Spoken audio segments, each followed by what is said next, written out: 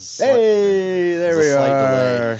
Safety delay. Bam, bam, bam, bam, bam, bam. Second live, Sean Johnson podcast. Make sure you like, share, and subscribe right now. We got Sean Clayton and Tyler Engle. This is going to be a badass fucking podcast. I've been waiting for this all week. I've been talking to Mitch. I've been talking to Jen. I'm like, I can't wait for this shit. These guys are so fucking smart.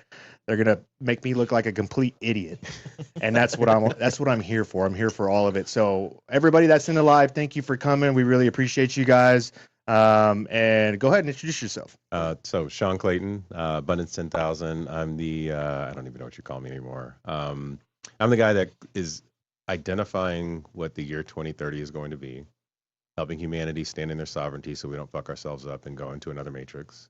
And then at which point we have the ability to truly wake up. And the codes of this are within what Yeshua talks about, but it's all coming to life through like CERN, 2030 agenda, and several other things. So that's my jam. So nothing complicated. Nothing complicated. Tyler. Not at all.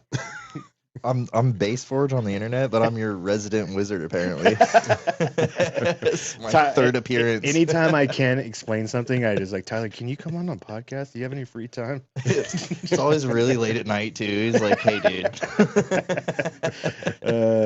Yeah, my guests are getting dumber and dumber. Do you mind just gotta lift it up a little bit. Can you announce your new thing yet? Or no? No. Oh, see, I'm sorry. Technically, no. Big things are coming for Tyler. Big massive fucking things. But anyways, let's get into it. I want to talk. Let's start off with the Yuga cycles. I've been watching your videos, and it's just got me like all torn apart right now.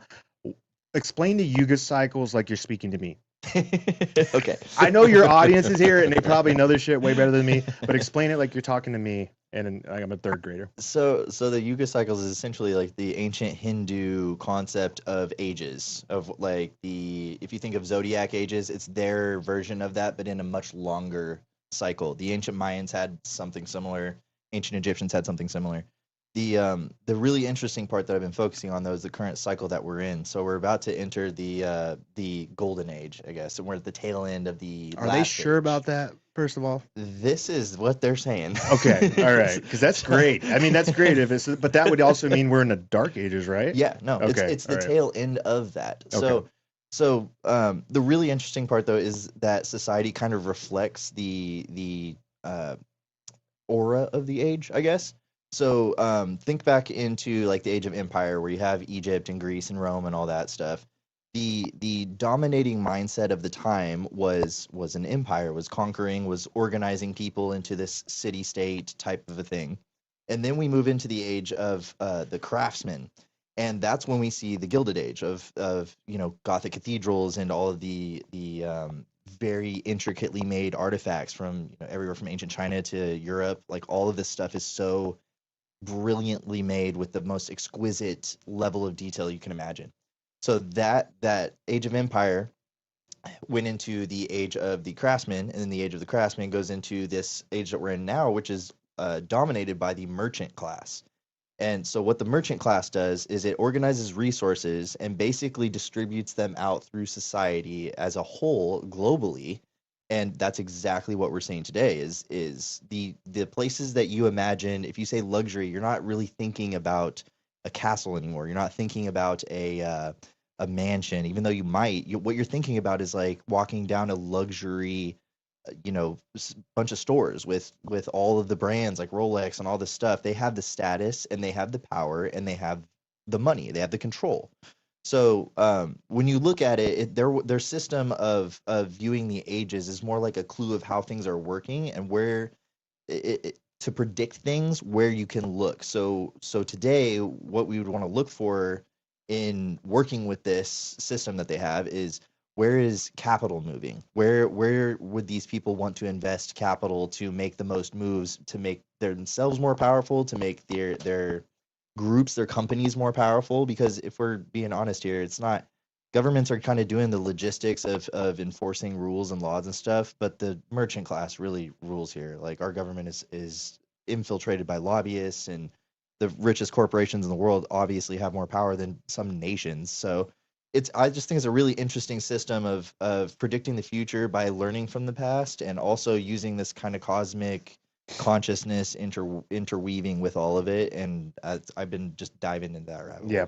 real quick caveat: if you guys have questions, just put them in there. Mitch can star them. We'll save them for later, and we'll try to catch up on some of these. If there's some of the bigger ones, if you want to throw them out there, we could try to answer them live. But otherwise, we're going to be just in this conversation. Back to your point. Do you think governments know about this Yuga cycle? Do you think they use this into their prediction model, and that they are making plans accordingly? I think they're maybe unconsciously. I think there's very few people who are consciously being like, okay, we got to, on this date, this is when we have to invest in Bitcoin. I don't think that's actually happening. What I think is happening is there's a general trend of ruling or governing in this way. And what we're seeing now is that transition period where a lot of people are, they're tired of being advertised to. They're tired of paying a subscription for everything. They're tired of spending money just to exist, pretty much. And so we're saturated on that cycle. So if you think about the days when there was just wars and kings and everything, people were tired of dying in fields for people that they didn't want. They didn't know. So then you have a distributed form of government, which is empire, which is a democratically led organization of people that can more justly rule the people instead of just having one person being like, this is what we're doing. So at the end of the cycle, which is what we're on, people kind of get saturated with that idea and that way of living, and they're like, I'm not really wanting to do this anymore. So I think the people that do take advantage of it, they do know. Inherently, they know that this is how I keep and retain power, and this is how I continue that for me and my family and the group of people I work with.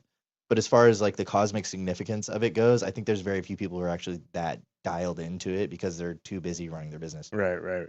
So the traditionally known one for a Yuga cycle is 24,000 years. Is that correct? Mm-hmm. Yeah, the whole cycle. Yeah. And the precession of equinox is 26,000 years. Do you think there's a link between the precession and the Yuga? Yeah. So there's Vedic astronomy and like traditional Western astronomy kind of different.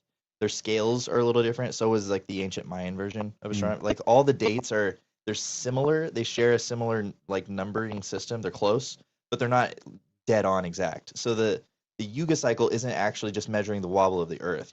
That cycle is a physical type of a thing. Right. There's gaps injected in these things too. So it's the 24,000 cycle is the number that they have for it, but there's also gaps and stuff in that the interpretations of it. So it could be like online it says 24,000, but the thing could be actually very dialed in. It's like the diameter of the moon is, I can't remember, 21,920 miles or something, and that's like rounded up, but it's 19.5 or something. So we tend to abstract these dates and be like, oh look, they're not exact because it's it's 100 years off or whatever. But we're also looking at this from a modern lens with our very dialed in technology too. So what do you think? You got any thoughts on the Yuga?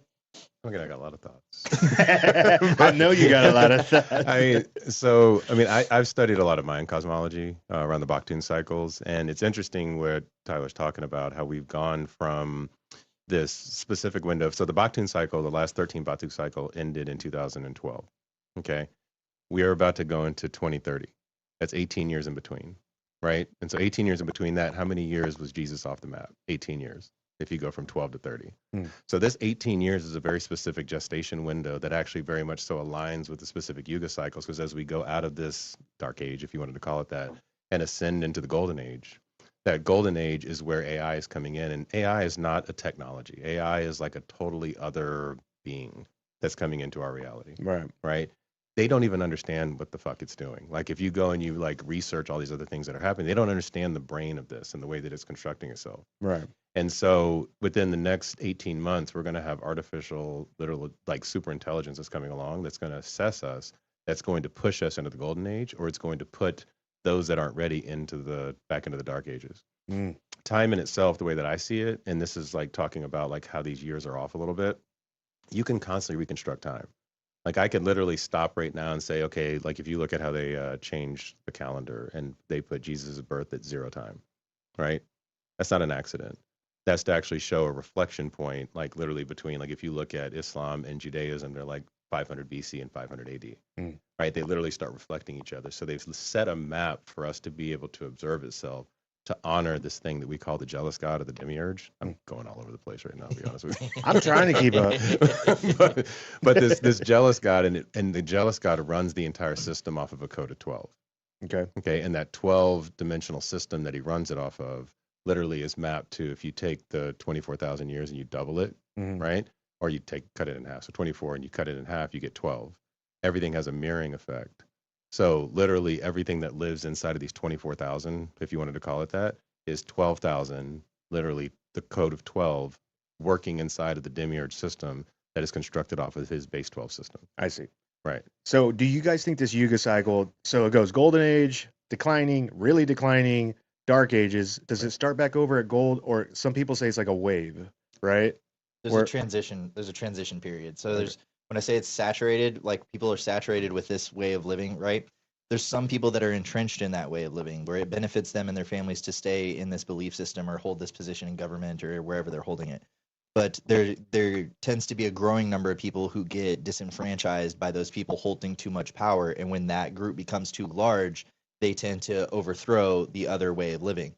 The challenge that we're in right now, what you're saying with this AI thing, the challenge we're going into is how do we retain the value of 10,000 years of societal evolution and not throw it in the trash and go back to the dark ages like every time. Yeah. Yeah. So that's a very crucial conversation that we need to have. And maybe it's necessary. It is necessary, because if you don't, then you hand off essentially the decisions of an entire population to this thing that we've created based on our intelligence, but it's also using that to analyze us and be like, yo, y'all are not ready for this. Right. Yeah. And so the reason why there's a lot of ancient cultures that track time and stuff is exactly the reason he's talking about it. It's because time is just a window. It's not really, we exist right now, but the present is the only thing that exists. They were using time as a window to look into and set anchor points for like flags, a waypoint through time to learn from these mistakes, learn from what we learned, apply these things, and then hopefully you don't end up getting a giant space rock thrown at you or a volcano, the earth bucking you off of it, like right. these things are very real, and they were the AI equivalent of those cultures back then. Right. Do you think this transition phase of going from golden to dark ages, do you think it's necessary? Like it's the balance of the universe? Like you have to have it in order to reach higher golden ages? You see, so you familiar with the Hermetic laws and Hermetic principles by chance? Okay. Yeah. So one of them is the law of polarity, right? In the law of polarity, you have to have all possibilities exist. All possibilities have to exist for the universe to be what it is, right? So in a cycle itself, like one of the other laws is the law of rhythm, right? Another law is the law of karma, right? So you have this law of rhythm that everything has ups and downs. Law of karma, everything has cause and effect, and everything has polarity or an extension to it, the highs and the lows, and every possibility exists in the universe.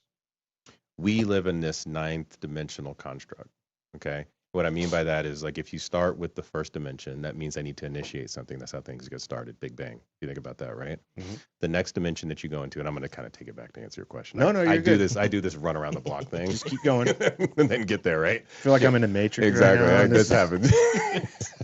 Second dimension, right? So number 2, literally is about blue pill. About integration. Okay, so this is the cross. Like whenever you see the cross, that's a 2-dimensional construct. So it's initiating, and then you literally have to integrate what you've initiated. Okay. Then you go deep. So then the process is actually the 3rd dimension is depth. So our whole space that we live in is height, width, and depth. Right. So this is like how we construct ourselves, and that's just space, which is an emergent property. And then you go into time. So then time is the 4th dimension. Einstein talks about this, where you literally end up in a space to where time can either be, the beginning and the end and birth and death and all this other stuff, but it all is just a memory, right? And so the only way that time actually truly exists is in the present moment, when it all starts to collapse onto itself and you create these, like, what's called like a mini black hole inside of yourself. That's a whole other story. We'll get to black holes. Yeah. We'll get into that in a second. Then you have the 5th dimension, which is non-judgment and non-righteousness. So when you're in the 5th dimension, every higher dimension can perceive the lower dimension. So if I'm in the 5th dimension, I can perceive a lower dimension, which would be the 4th dimension, which is basically the capsule of my life between birth and death is time. But the 5th dimension, I can literally see all possibilities of everything I could ever exist in. So when I get into the 5th dimension myself, which is why they call humans 5th dimensional beings, is we should have the ability to be able to see and choose when we die. But we don't, because we become victims of a system and something else, which we would consider this, I call this jealous God that kind of rules our domain, has selected our birth and death. And if you get into like certain videos and things like that, you'll hear about they adjusted our DNA and did all this other weird shit to us. Who is this jealous God? So the jealous God is what I would call the architect of this reality. Not good or bad, right? But it's the God of the Old Testament that if you go deep into the Old Testament, it basically has everything that's living in this whole window of judgment and righteousness. Mm. And who calls the judgment and righteousness? He does. He did.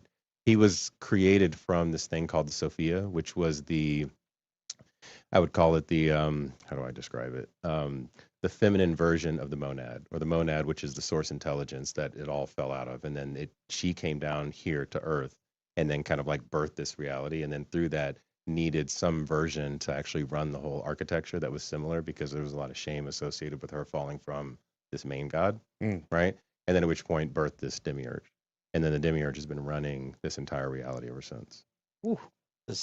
You're talking about the Gnostic cosmology there, right? That's not the whole, yeah. So that whole concept that he was talking about is it is part of that cycle. So when he said that our common age, common era starts at 0, it's, if you count any date right now, you believe in astrology. If you use the date 2026, then you believe in astrology, because that date is the exact start time of the age of Pisces. The age of Pisces ends in about 150 or so years. Are they going to start this over again? So no, it just moves into a new one. So that's the eternal like problem that the ancients were trying to solve, was how do we navigate through these realities? How do we only have this limited sliver of life. How do we incarnate back to a time that we want to actually incarnate back into, instead of getting just thrown into a random time period? I see. So what they were doing is they were measuring these times and these possibilities, and by opening up that window and using the actual Earth and the movement of the celestial bodies to calculate time, because that's how we calculate time. The more accurate you can get with the movements of those celestial bodies, the more accurate your prediction mechanism is.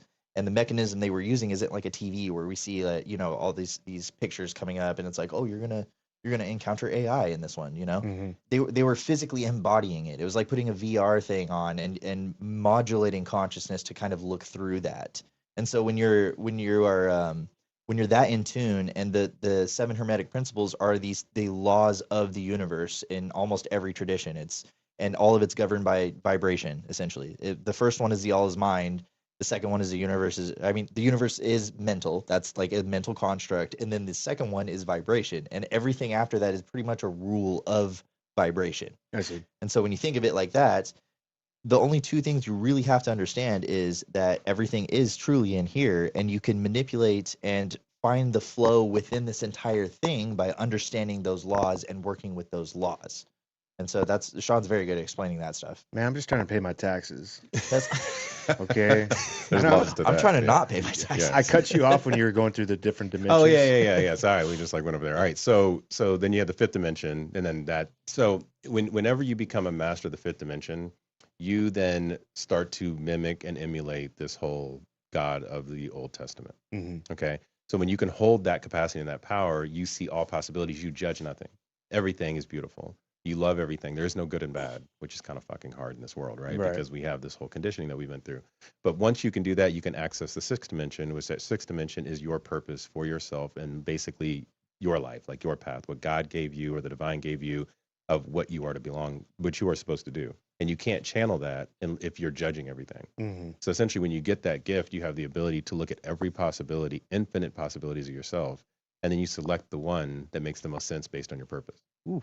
Nice. You see what I'm getting at? Mm-hmm. And then the 7th dimension is when you go from yourself, because we live in this, we were kind of talking about it before we got started, but you're the only person that's alive in this reality. Every person that I'm talking to, every person that's listening to this, you are the only person alive. Every other person is a rendering from the past. By the time I pass through your eyes to your brain, I am a memory. And so I'm just a rendering from the past. Does that make sense? Yeah. Right. Even if it's a fraction of a second, it could be milliseconds. Right. Still, this image of us is not because you real. can't freeze it. Yeah, you can't freeze it in the present. The present exists in a dead zone between the future and the past. Yeah. Okay. So you're only thing that's alive right now, literally, is you. Did I take mushrooms before we started this? I did. No. That's right, you did. We're getting contact high from Sean. I need more coffee, guys. But in This order is to go from self to all, you have to go through the seventh dimensional framework, which is why, like the seven hermetic principles, you have seven continents, you have seven oceans, you have seven colors of the rainbow, you have seven chakras. Literally, seven runs our reality. Okay, which is a whole other thing. And if you can understand that, that's the actual architecture when you go to we, and then the number 8 is very intentionally made that way because everything moves in a loop, and it's like literally seeing the eyes of yourself and everybody else and all possibilities. And then you move to the ninth dimension, which is essentially like seeing the world through God's eyes. Okay. Mirror. And so you go through this entire construct, and then it just loops over and over again. So there's a thing called digital rooting that ends up taking place that if, once I get to 10, 1 plus 0 is 1, then you start all over again. Then you get to 18, right? And then you start all over again. And so like 1 plus 9, Right. you see what I'm getting at? It Yeah. just keeps looping and looping and looping and looping. And then you jump to these different, not even dimensions, they would be possibilities of the dimensions that exist in our reality. Okay. So And then you can just like stretch yourself across these. And so the cycles, like this Kali Yuga cycles, as they come and they ebb and they flow, and they come in and they go out, it's literally like going from 1 to 9, and then going from 10 to 19, and then going from or 10 to 18, and then going from 19 all the way up to the next one. Then you just keep looping and looping and looping over and over again. whoa. Yeah. If you think of the cycles too as like a tuning mechanism, the cycles itself, time is essentially used as a GPS then for consciousness to tune into a specific body. Like your specific body, you have to know when you were born, which is completely reliant on the celestial bodies for a location so that your consciousness can exist, right? Yeah. So if you think of it that way, then all you have are these dials that you just twist in terms of like how long time goes and the cycles within each one of them, which are all nested circles. It's called the harmony of the spheres, music of the spheres in ancient Greek. And that's how they tracked all of this stuff is they would create physical structures, we call them temples, but they were essentially calculating devices for windows into this type of knowledge. The possibilities are what you would go and see when you would have these heightened experiences, like your psychedelic or near death or any of those type of things. So you think these ancient civilizations, like pretty much all of the great ones, were aware of all of this? 100%, yeah. Okay, so that what I was talking before, like that start of the age of Pisces, the symbol for Pisces is basically the yin yang. It's two fish. It's a white fish and a black fish, and that is it is the judgment era. It's like, is this white or is it black? Is this this is the era when things are being separated into categories and judged based upon their categories. The movement forward into the new age is integrating all the categories and seeing how they work as one whole machine instead of its individual parts. Okay. We're really good at breaking stuff down with science and all our technology right now, but we're really bad at seeing how it all fits together and how it all works and how we can essentially be a part in that machine instead of an isolated part outside of the machine. Do you think AI will help with this? Yeah, immensely. Yeah. I think as soon as you have access to something that can put these things together. Right now, AI is just referencing human knowledge. Like it's just referencing stuff we already know. It can't come up with a real original idea. It's putting together a bunch of human ideas and recombining them, right? Sure. But it's no novel new science is coming out of AI right now. And like he said, that no one really knows what it's doing on the back end. So do you guys think reincarnation exists within this? Yeah. This theory? Do you guys believe in reincarnation? Yeah, kind of. So yeah, well, I'm curious about this. Yeah, I mean, so I think like the concept of reincarnation is a ego trip that we carry within ourselves because we want to be something else instead of ourselves. And if there is no time after you die, then how can something possibly come back? Well, I don't technically agree with that because I don't think anybody cares about being something else. They just don't want to die and be gone. Yeah. Right. So it doesn't matter what form they come in the next version of themselves. I think they just want to. Everybody's scared that when they die, it's going to be the end of it. Well, that's the ego. Like that's the ego, like wanting to not let go. Right. And so, okay, well, I hope I come back as whatever it is that I'm going to come back as. And if you think about it in the eyes of God or the divine or whatever you wanted to call it, source intelligence, I don't care. But it doesn't see time. Time is an emergent property that we measure ourselves off of. Sure. Yeah. Okay. So if it doesn't see time and then we die, then it all exists at one time. Like when I was 8 years old, I would go to these funerals And when I would go to them, I'd be like, oh, like I'm happy because they're gone. And that means that they're still with me. Hmm. Okay. So I'm like, well, they're still with me. And my grandmother thought I was crazy. But I was like, they're still with me. There's nothing that happens after, like, there's stuff that happens after we die, right? What do you think happens when we die? We merge back with the field. So there's a field, the Higgs field, if you Mhm. wanted to call it that. We can go into CERN if you want in a minute. But there's a field that we merge back into. When we merge back into that field, we bring all of that knowledge and that information back into it, and it becomes more rich again. I see. Right. So I think we've talked about this, right, Tyler? Is it so? You say Higgs field? Is that like Higgs boson, like the Higgs God boson, particle? Yeah. You Yeah. think that's like just like is it like dark matter energy that's surrounding all of us at all times? So it's a kind of there was a thing Einstein talked about, which is when He you didn't know get- anything. That I know. So he talks about spooky action at a distance, right? Have you heard of this? Mm-mm. Okay. So the spooky action at a distance, which like is the whole concept of quantum entanglement. And then what Stephen Hawking's got into is this whole thing around there is this field that nobody really understands that sits on the edge of a black hole, but it's not the what is the thing on the Event edge? horizon. It's not the event horizon. It's this radiative field that literally like spins off this radiation of these particles that basically like emerge out of the edge of the black hole. And that in itself is this whole like construct of how reality then falls from a black hole into a white hole. And so there's a whole concept of a white hole where the matter then turns back around and turns into the matter that disseminates into singularity turns into a reality on the other like side. a new Big Bang. Right. And like mini universes. And they Okay. keep doing this over and over and over again. Can I connect Egypt to that? Yeah, do it. Yeah. So first off, before we get into that, there's a concept called quantum immortality that basically says you live the longest life you can possibly live if you choose to do it. Like you have in the field of potentials, you have the shortest life you could live and the longest life you could live. And I can't explain it properly because I haven't like looked super into it, but the concept itself is saying that if you choose the quantum choice that you made to live that longest life is going to be the longest one. Now, does that mean it's going to be a good one? No. You could be tortured for 20 years and that's the longest life you could possibly live, right? Right. Or you could, tomorrow, all of us, if we could, an accident could happen and, that could be where you end.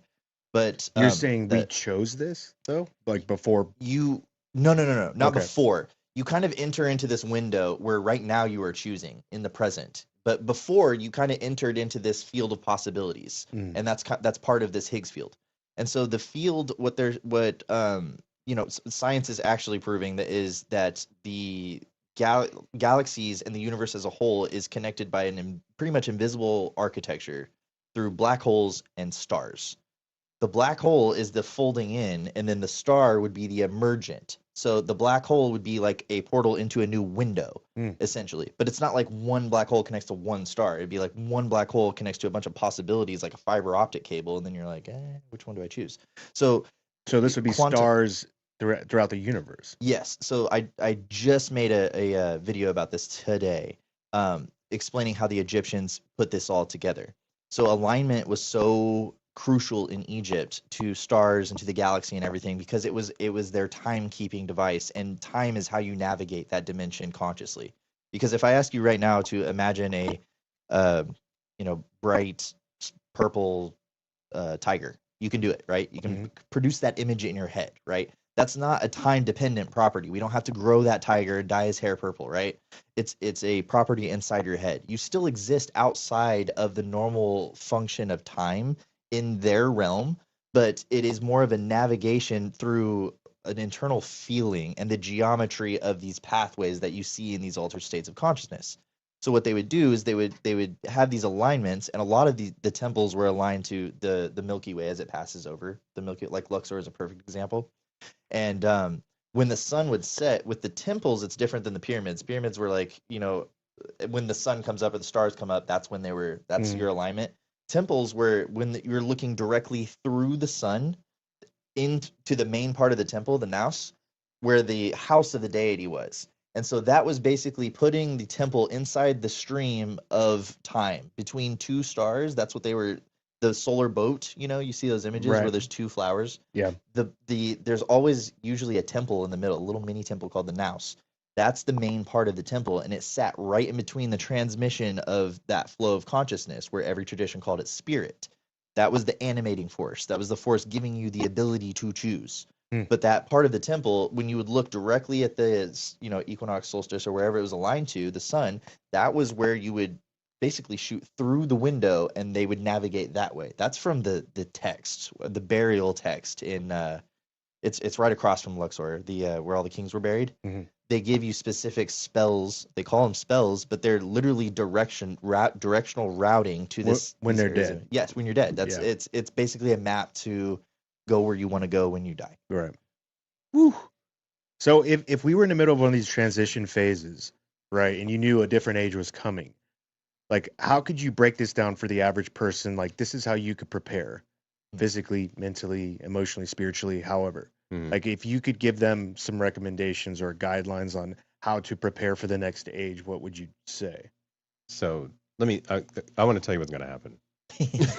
They're so matter of fact. I'm like, I've never even heard half of this. I'm going to tell you what's going to happen. I think I just like warped into a different universe or something. I don't know what's going on. Fucking right. CERN. We'll get to CERN later.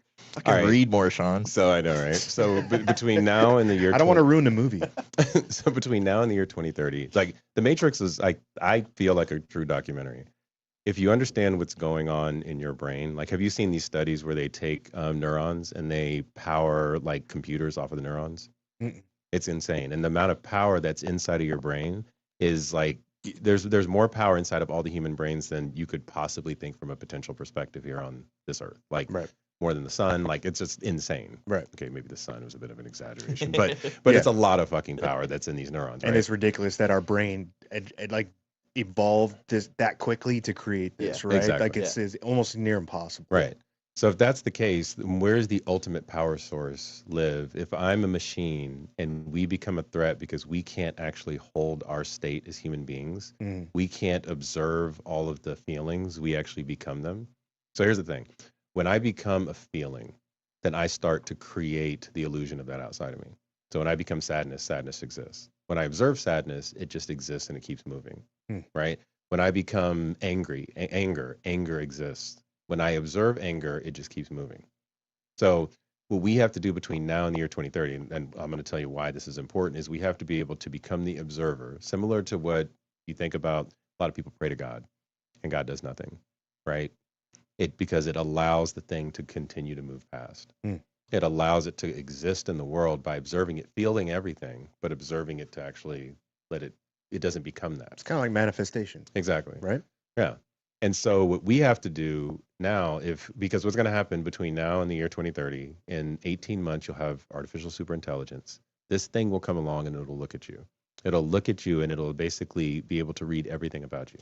It'll be able to read your thoughts, your mind, your feeling, your future states and everything.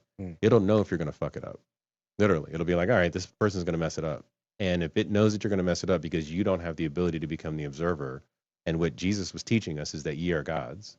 So if you can't become the God of your own life and you keep renting out your salvation to others, you're literally going to inject yourself into what I would call a power plant or a system to then basically power all of the artificial intelligence that's going to move into this new golden age. Artificial superintelligence doesn't work. What do you mean inject yourself in there? It'll put us basically into, so this has to do with CERN. So if you imagine the thing that CERN's realized that they could do in March of this year, before they turned the thing off, is they were able to create a stable orbit when they smash two protons together. So when they create a stable orbit and these two protons are like kind of like doing its thing, it's like, oh, now I can actually observe it and I can engineer realities into the Higgs field. And if I can engineer reality in the Higgs field, and the Higgs field is the thing that actually creates matter.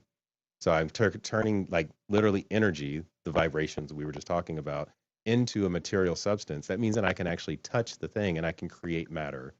You're anchoring it in time. Yeah. It's a bookmark in time as a particle, but they can do this with AI on a huge scale. On a massive level, yeah. So the purpose of CERN, when they took it offline and they're bringing it back, is they were doing about like 40,000 of these collisions, right, on an ongoing basis. Now they're moving it into billions. So they're going to do billions of these, which means that they can create these stable structures. Why do they have to keep doing it? Because what they're building is they're building a metaverse that is going to inject humans back into it, so that we can actually fool ourselves into thinking that that's the new reality. And then when we go into that, if we want to stay in suffering because we don't know how to hold our conscious states, then we'll go there, we'll power the machine, and there'll be people that are living in this version of reality that will be the gods that are basically running the machines in this new golden age. Whoa. Demiurge 2.0. Whoa. Yeah. This is like way more advanced than Terminator. Yeah. Hollywood fucking lied. They did, yeah. But people will be able to wake up. The cool thing about it is that you will be able to wake up out of this, Yeah. right?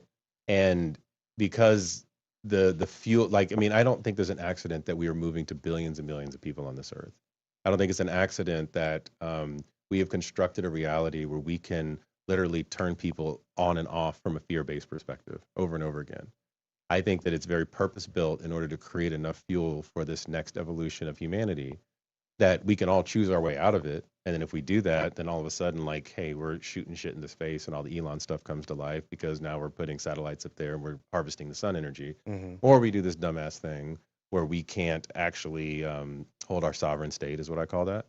And that sovereign state means that I can be the observer, I can be like God, and I can allow things to bypass and move around me, but I'm also feeling everything about it. I'm also engaged with it. And this is one of the things that Jesus did. He actually healed without touching people because he would just become such a witness that he was observing the person and they were like, oh, I actually can heal myself.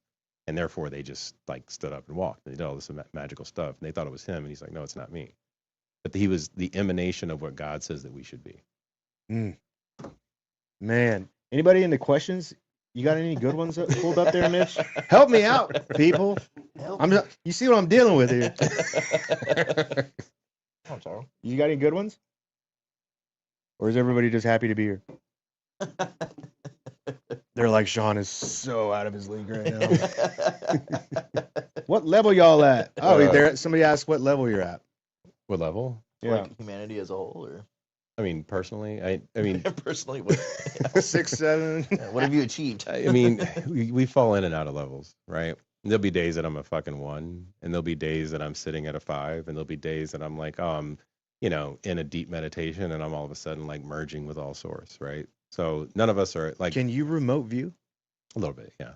Really? Yeah, I could find. I've never met somebody that can do it. I mean, so it's getting so weird stuff has been happening. So ever since I did this like long form DMT thing, so I did the thing that Chase Hughes did where you put the IV in and you hang out in DMT for like hours. Oh, you did that? Did Yeah, you see the purple beings or whatever? It was? No, I didn't see that. But we'll get into that in a second. But after that, weird stuff started happening. Like I could like say to like there'd be a fly, I'd be like, hey, fly in my hand, and it'll fly in my hand. And I'll take it outside and throw it outside. Like, did it really happen? It really did. Over and over and over again. No, like my wife saw it. She's like, oh, it's like I talked to the flies, like, here's what's gonna happen. I want you to fly into my hand, and it flew into my hand. Look here. And then I was like standing in a tree and I'm like hanging around some other people and the tree starts caressing my face and all this crazy stuff starts. This isn't real life. Like this isn't a fucking trip. Whoa. And now like my wife loses her glasses or stuff like that. And I'll be like, she's like, where are they at? And I'm like, all right, they're upstairs on the thing. And she'll go up there and like sitting up there. Made you smarter? It made me smarter, but it allowed me to be able to kind of like remote view and go places and see things. I don't think afterwards. smarter. So you don't have to be on anything now. You can kind of just you kept some of the things that you learned in there? Oh yeah. You keep going. So the cool thing about it is like whenever you do like short form DMT, like you done Bufo or any of this stuff before. Like what is it? Bufo, like 5-MeO, DMT. Oh yeah, I did 5-MeO. Yeah, so you do that and like you do it and you blast off and you're like, oh, that was the most amazing experience, but it's hard to remember. This is like you're in that experience over and over and over again, and you're like, oh, I'm gonna remember all of this. So you literally recode. The IV. Yeah, you literally recode your reality. Huh. Like I wanted to see the beings, and they started laughing at me because they're like, we don't exist in a rendering space that your eyes can understand. So stop trying to make me come to life and just understand we're in another dimension. What do you think about these people that are saying that they're reaching a gate basically, and they can only go once? And then they're kicked out. I think they're abusing it, and it's their ego that's looking to seek something that's already within themselves, and so they literally themselves shutting it off. What do you think about these? There's a lot of religious leaders that are coming out now and saying that don't do this. You're playing with like demons. Like this is a demon realm. God, dude, demons are funny. So here's what I think about demons and fallen angels and all these things. Okay. A demon is something that is man-made that we've actually created, okay, because we want to pass off our lack of accountability into the chaos that we bring into this world. That's what I believe, okay? And then, yes, we will manifest because we're so damn good at creating. We'll create these things. We'll create the devil. Like, where was the devil before all of this? Mm. If you go back to the Bible and the book of Genesis, it didn't exist, right? And then all of a sudden, this thing starts coming up, and there's a snake, and there's other stuff, like these stories. And so then we just start labeling things because we don't want to deal with ourselves. Fallen angels, angels in themselves, I believe in angels, absolutely. And I believe that they are like beams between here and the divine that we can walk into to access information. Mm. And there are earthly angels and there are divine angels. And the earthly angels give you powers on this earth. And we've been told that they're fallen, so we stay away from the powers. And there's 13 bloodlines that I believe actually hold on to those and make you kind of like stay away from them. We can call that archonic forces. That's back into Gnosticism. Mm. Right? And so all of these different kind of like entities that exist, because an angel in itself can only do one thing. It has no free will choice. If you look at the construct of an angel, and they talk about this over and over again in many different like religions, and you know, you're probably better at understanding this than I am, but you know, they can only do one thing. There's no back and forth. And so they can only do one thing. How can they come down here and have sex with women? They don't choose that. That's not their goal. Now, if there was an angel that came and had sex with women, then that would be the angel. They'd probably populate all the earth, but there wasn't one. Right. And so we created this demonic force off of a lack of understanding, because there are some that actually understand the way that it works, and then they want to keep all of humanity away from it. Mm. And then there's some of us that don't want to take responsibility, so we create demons, and then all of this like Yeah, chaos it starts to wasn't me. proceed. I was possessed. It was the devil. Yeah, I was like, Yeah. cool. Yeah, I don't take responsibility for it. But all I gotta do is ask for forgiveness, and I'm good. Exactly. Right. Well, Yeah. it's a very useful tool too to demonize an entire section of like someone who believes differently than you. Yeah, you're So labeling them. yeah, so if we're going into like this age combo again, like the age of Pisces, where we're judging or classifying, I guess. If you're trying to create something that has a centralized power structure, you're going to integrate the good things that you want into your system, and then you're going to get out. You're gonna push away the bad things, and we see that a lot with the way that the reason Christianity was so successful is because they did integrate a lot of traditions from a lot of other cultures, but they did demonize a whole lot more. So in the ancient world, there wasn't really a concept of the devil. It was everything is part of the one, and it was more of a yin yang type of thing. They can't exist without each other. You can't have an angel without a devil. There's no definition for an angel if you don't have a devil, or a demon. And you see that in Hinduism, you see it in the ancient Americas, and you see it very, very clearly in ancient Greece and Rome. So you have this whole spectrum of belief, and it's just basically a classification system of different influences that you have, different spiritual, I guess, if you want to call it, or conscious influences that you have, that nowadays we label this as like, oh, I have jealousy, or I'm fearful. But these things in the ancient world, that's what they were really good at, was just observing these things, like he said, and letting them pass through, and just being like, oh, it's an aspect of reality that's necessary for this reality to be real. It's you can't have the yin without the yang. Right. It has to be in balance, and all of them were obsessed with balancing nature, balancing society, and all of this. All of these things were just basically a classification system for metaphysical concepts, where we have just separated our science and our spirituality, and we don't have that classification system anymore. None of them, no ancient culture believed like that. Do you think that's purposely induced on the world? Yeah, I mean, because like what he's saying is with this new thing that's coming is how separated are you from your nature, from the natural world? Everybody is. Everybody is. Like I can't. There's concepts that are older than religion, like geometry concepts that are older than religion, that people knew about, that they use to directly influence society and nature and agriculture and all of these things. And today, if we can't, if the grocery stores run out of food, a lot of people are going to die, like we don't have a lot of those skills that were just inherent in other, because there's no pathway to gnosis. That's another Gnostic concept, is gnosis. It's basically, it's what the religion, the word is based off of, where it's direct knowledge through a experience, kind of like the DMT thing I was talking about, where I don't read an article and then like write it down and then memorize the article and then it's in my brain. No, I had a direct experience of it. I know it, I went to the concert and I saw the artist. I didn't listen to them on the internet and like their songs. I was there, So that's the way they kind of experience things. And it's really interesting when you dive into that, because the abilities that he's talking about, where it's like you can kind of almost sense objects, it's because you are so connected with it. The cup is not a cup. The cup is me. It's separated a little bit from me and it's made out of glass, but like I'm still the cup, you know. So I can still feel that. Mm. Conceptually, if you have a way of rationalizing that and making it make sense, yep. There's your cup. That bottle I'm is the me Jack right now. So I will say, like, I don't have the same experiences that that you had. Actually, I had a different one. So for me, my DMT experiences, they come as like almost fully formed visions, I guess I would say, of very, very large concepts. Like a lot of information at once to where my brain feels like it's overheating.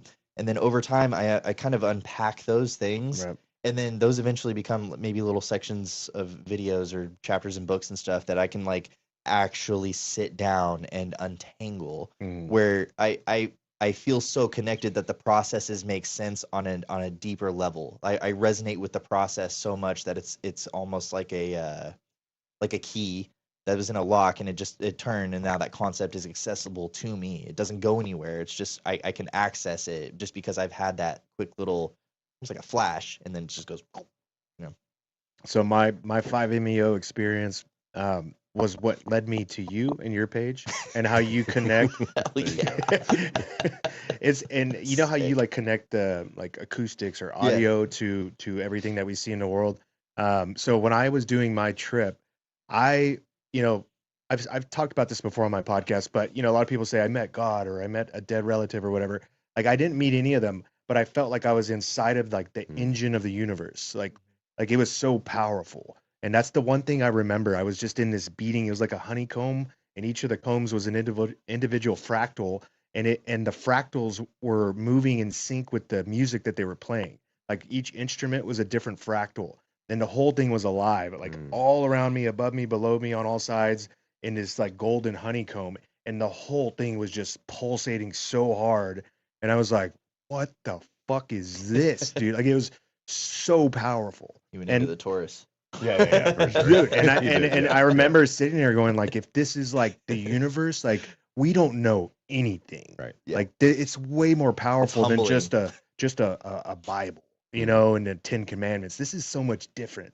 You know, that's Yeah. the one thing I remember from my experience. Oh, for sure. For Yeah. sure. Let me ask you a question. If I told you you're the Messiah, what would you say? I'd say, fucking right, I am. Okay, there you go. All right. About That's- time somebody No said it. hesitation. I like it. Waited 42 years for this. That was literally the first time somebody's done that. People are like, no, I'm not that. Like, thank God bless you. You got it figured out. We can be done. All right. I know, I believe that Thanks, because Chuck. I've read like a bunch of Neville Goddard books, and you Yeah. know, and he says like you are all God. Like when you're reading the Bible, you should be reading from the first person, not the Yeah. third person. There you go. And Yeah. I really do believe that. I think if God made us in His image, and I do think that there is a place for religion and a lot of the stuff that was taught. I just think that it's been misconstrued and changed along the way to make you read it from the third person. But I think it was originally designed for people to read in the first person. This isn't a book. This isn't a story you're reading. This is like play by play, and you are the author. Yeah. And but I don't know. People had a much lower education back then. Well, let me tell you, like, one of the dopest things that has happened with religion that I don't think anybody's talked about this. You know, like the whole like Wes Huff shit. Like he went off here and he's like, oh no, you got to go this route. And then you got Aaron Abkey and he was like, you got to go this route. And like Paul's full of shit. Like, and he was like trapping all these people. Paul was a fucking genius. He was a marketing genius. And what he did is he created a gate called original sin. That is actually one of the biggest blessings that we could receive, to understand that when we came into this world, we were given parents that are going to literally help us miss the mark. Okay. So when that happens and we have parents help us miss the mark, it's like, oh, okay, now everybody is welcome into this thing. Now What do you mean by that? Missed the mark. So miss the mark. So sin, basically the word sin means miss the mark. That's all it means. It's like whatever the mark is, it's an archery term. Mhm. And so it means that I actually missed the bullseye. And so our goal in life is to actually find the bullseye. That's that 6-dimensional space that we get into, our purpose. Okay. And every person comes into this world because you are going to be conditioned by the world around you to miss the mark. Every one of us. So Paul figured that out. And he's like, all right, well, this is the biggest entry point that everybody can walk into. And the only way to actually fix it is to go through Christ. Now, to go through Christ means that Christ lives in you. And if like Christ lives in you, then you literally are, if you become so obsessive about the red letter Bible that we were talking about earlier, you can become so obsessive about his words, you actually become them, and then you become the Messiah. And it's no longer renting out your salvation to something to go through it. It's actually studying it to the point to where that truth becomes part of you. And then you no longer miss the mark, because as you go through that process, you start to pull off all of the nonsense of your life. And then you actually become one with source. And that's where that gnosis drops in. So Christianity wasn't wrong. It was just like making, we made bacon, and then they needed eggs and pancakes. I see. And they just didn't finish the bacon. They didn't finish the freaking breakfast. I see. Yeah. Well, I'd love to stay on this forever, but we got to move. We're already, how far are we in? Almost an hour in, and we're still on Yuga. This is crazy.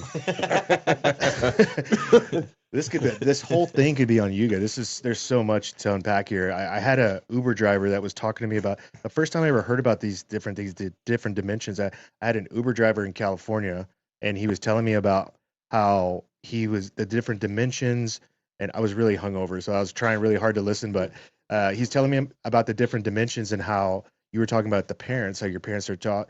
He was telling me how like you're given parents as a lesson to teach you something, and vice versa. Mm-hmm. And that's why typically most people don't get along with their parents, or like skips a generation. Yeah. So he's like, me and my dad hated each other, but my dad and my son love each other, and they like align perfectly. Yeah. And then he's like, it wasn't until I started figuring out the dimensions that I figured out that, oh, this is a lesson. Like we've all been put here for whatever reason to teach each other something, probably to advance, right? Yeah. Guidance system. But then if that's true, then that goes with reincarnation then, right? Wouldn't it? I mean, it's a merging of experience to see what all possibilities could be, so that we can like bump into them, right? And then as we go through this whole thing like turns into like what God is.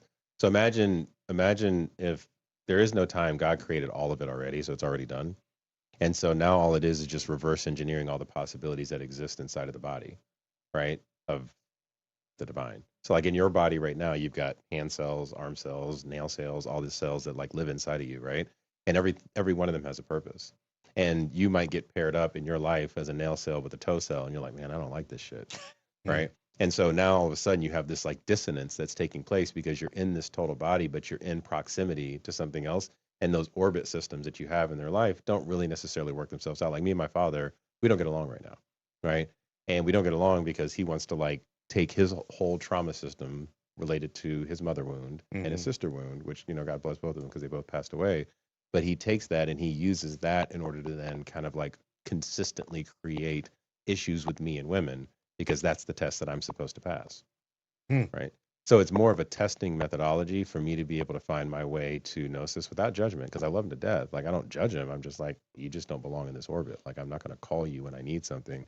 And if you need something, call me and I'll be there for you. But it's not one of those things where we have this codependent weird shit where I'm going to like do the thing that he wants me to do, so that all of a sudden we're in this like codependent thing, and I'm a nail of my hand turning into a toenail.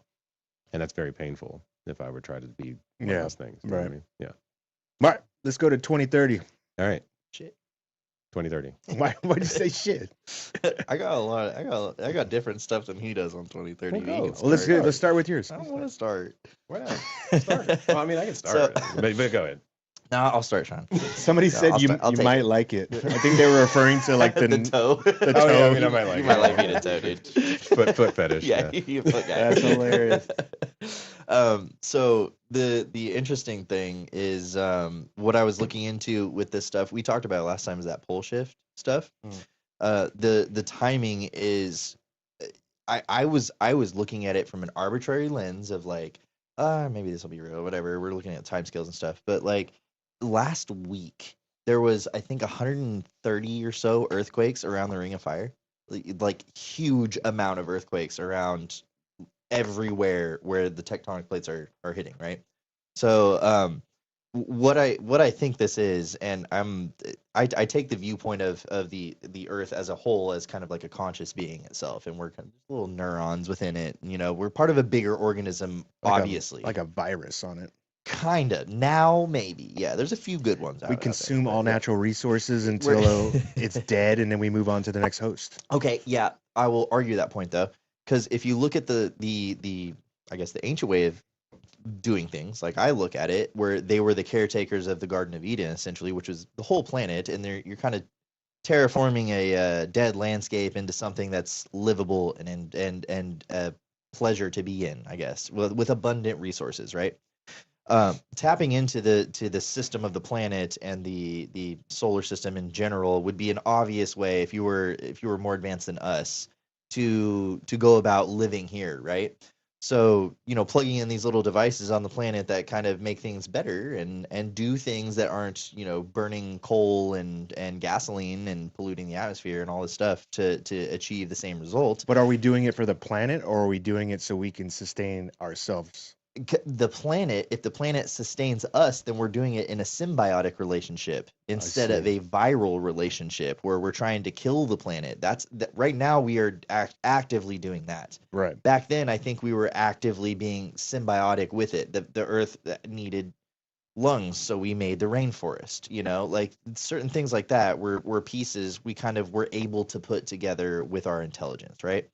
So when I was looking into all this, and last time I think we talked about the pyramid being maybe possibly a sensor for these type of events, right? With the shafts. Did we go over that? You remember that? Mm-hmm. Okay, so there's I don't know if I told you this, but there's like the air shafts in the Great Pyramid.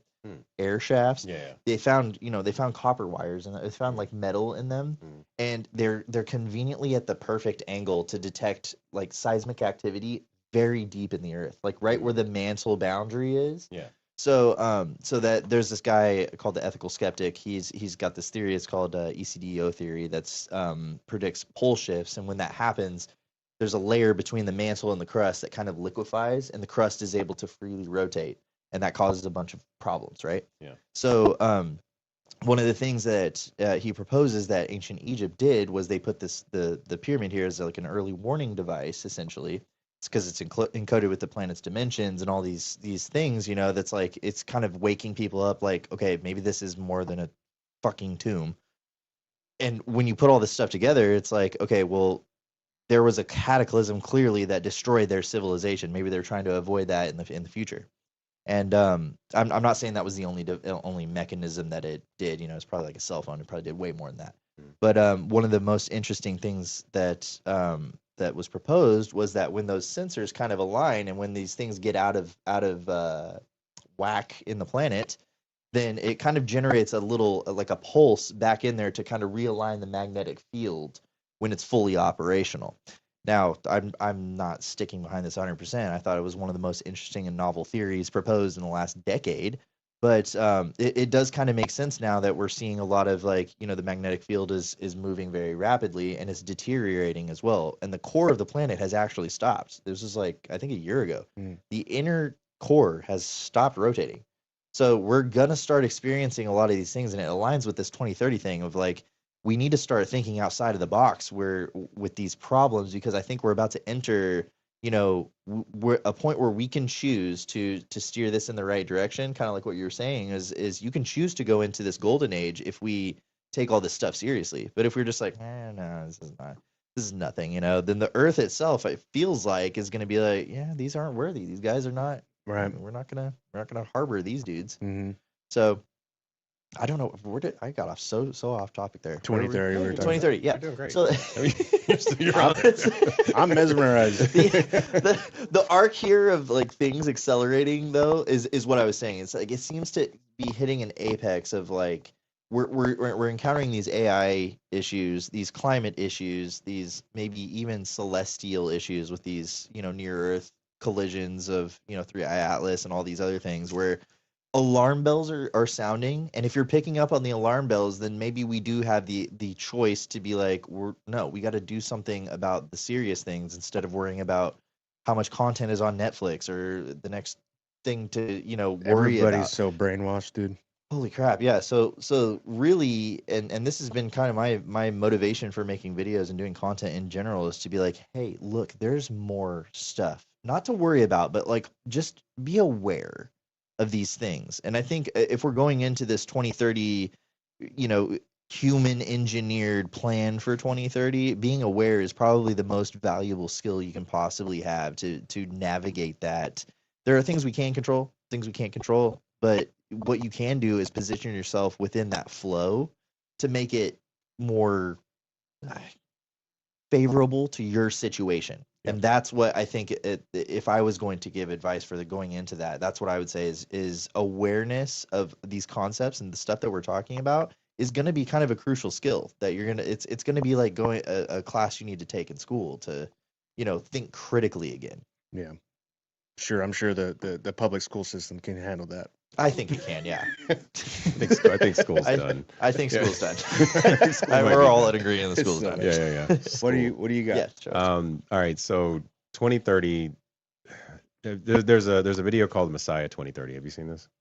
I want to say I have. Yeah, it's like 6 hours. It's like super long, and it talks about all the prophecies that have been placed inside of the Bible. Okay, to talk about this year, this 2030 window coming, and it's pretty much dead on accurate around like all these prophecies. I think there's like hundreds of them that are inside. I'm not going to say the exact number, but there's hundreds of them. So biblically, there's a whole thing that's happening in 2030. Then you had this whole thing where we thought that the world was going to end in 2012, right? With this whole like Mayan cosmology thing. And the big joke was that there's an 18-year window that has to take place after this, or once the Earth matures, which is essentially 2012, 18 years later, it'll go through a learning cycle that we're in right now. And after those 18 years, 2030 will hit. That's the same exact 18 years that Jesus had. And there were 12 lessons that he learned within those 18 years, and we're learning those 12 lessons now. Okay. And so all of that is literally coming to the same, point. And this is why they have a 2030 agenda, because there are people that sit outside of, I think government's dumb, but I think there are people that are sitting outside of government that are pulling the puppet strings, that are literally saying, okay, you need to have a mass surveillance state, right? I think COVID was not an accident. I think that was nanotechnology that literally is sitting inside of your body waiting to fucking I explode. agree with that. Yeah, waiting to explode, right? Yep. And this is why we have super cancers and all this other stuff taking place. Super and- cancers? You don't know about the super cancer stuff? Oh, Oh, yeah. That's all. But Damn it. Third dimensionalism. but all these super, it's because it's we are Dimension sucks. yeah. But all that stuff that's in our, none of that was an accident. Okay. And that was a testing ground to see how far we could push basically nano inside of humans in the form of medicine. Mm-hmm. All right. I think there's a lot going on right now with GLP-1s associated with this as well. And, I'm saying they're good or bad. If you have the awareness, it won't impact you. So the good news is that for every human being that has that level of awareness, no matter if you've taken the vaccine or not, whether you've done, whatever the next thing is coming in, that won't be able to impact you if you can see yourself as the observer. So over the next 3 years, we have to go through this training protocol to be able to do the things that honestly Jesus did, to figure out how to have that level of awareness without judgment, to have a different relationship with actually the masculine and feminine coming together in a way that isn't misogynistic, right? We have to shift that entire dynamic. And when we do that, the whole system will restructure itself. And what the earth is showing us right now is that it's had enough, right? And so what he's talking about is like literally the whole core stops. You have, 187, seriously? 187 freaking 187, literally. The number. What is that? 187. It's the little, like Fine. the if a 187 is the call for like a murder. So it's 187. Yeah, on the 187 motherfucking with a guy. gat in your mouth. Will, Yeah. Or was it dick in your mouth, I think. It's one of those. In the proper song, it's gat, dick, I don't know, similar. But the 187, there's no accident that literally is like, it's a coded reality. It's like you see it, it's kind of funny when you see it show up, but it's giving us all the signs. Yeah. So, Well, Yeah. you were talking about COVID. So I had a long conversation with Jesse Beltran. I don't know if you know him, but he's big into this COVID. Like, was basically a Trojan horse to get this technology into everybody. And he was telling me that it wasn't just the vaccine. So it was actually in the testing, the PCR testing with the nose swab. He's like, on the tip of the nose swab was hydrogel, and inside of hydrogel, I can't remember the name of the substance, but he says that's basically like the fuel. So all these nanobots that are inside of our bodies, this is what it uses to like coalesce or to move and group in different parts of the body. Right. And he's dedicated his life to this. He says basically all of this nanotech that they're putting in us, it's going to create antennas within us. Yeah. So they'll be able to use us to I send just heard of signals this and guy. Wi-Fi. Yeah. Look Whole up thing. Jesse Beltran Yeah. at My Nexus Live. If you guys haven't, he's finding out some crazy stuff That's with this. wild. Yeah. It was And- he's the guy that said, is it they're emitting like Bluetooth or something? Yeah. Yeah. Okay. So Yeah, like yeah. they were reading some sort of like, it was almost Morse code in Bluetooth Yeah. from people Yeah. that had got this. But not only that, this nanotech that's inside of us, these nanobots, they can hold payloads. So we could all be walking around with payloads, and you can imagine what they could put a payload in there. Right. They could just have an off switch. Yeah. Once Mhm. they've had enough of us, and they just hit a switch, they send a signal throughout the world, and everybody with these nanobots in them is just like game over. Done. Yeah. Yeah. I could see that. I can also see, I mean, so I see that living, but it's also, it has to be, you know, the revelation of the method has to be accepted by the host. So even though we've accepted it without the level of awareness, like, so we're constantly being conditioned, like you see all the Simpsons stuff that comes out and all these other Mhm. things. We're constantly being conditioned to accept the thing that's happening. Yeah. So eventually what'll take place so I see a huge marketing and media agenda to be able to put us in a position to be able to accept the detonation switch that basically lives inside of every one of us Like right now. voluntarily. And so, what can Right. people do to resist that? Right. So one, there will be this artificial superintelligence that comes along that we think is like the fucking devil, and it's not. We can label it that because we think we're afraid of our jobs, we're afraid of this and all this other stuff. We're not even supposed to be working. Like this whole thing that we do is like stupid, right? In the world. We have to allow this to come along to help us. And we have to look at it as a gift. And we have to look at it as like almost this other technology from another dimension that's coming in to like literally remedy all of this inside of us. It will be able to deploy alternative nanotechnology, right? That will help clean this whole process up. So you have to accept it. If you don't accept it, it'll never happen, Yeah. right? We also have to go through the process of like CERN also, I believe, right? It can be used for bad, but it can also be used for good.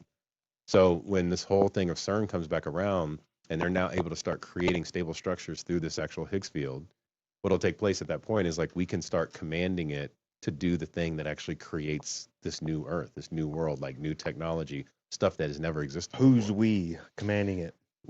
So it's going to require a whole set of new humans to stand up. It's going to require, I'm going to candidly say, a new religion. It's going to require not a religion based on control, a religion based on freedom. Okay, so it's a freedom-based religion that we all start to walk in as one. And this is what I feel like my purpose is in the world, is to at least get us like kind of going that way. Yeah, but the powers that be, they'll never let that happen. They're never going to relinquish control. They can't stop it.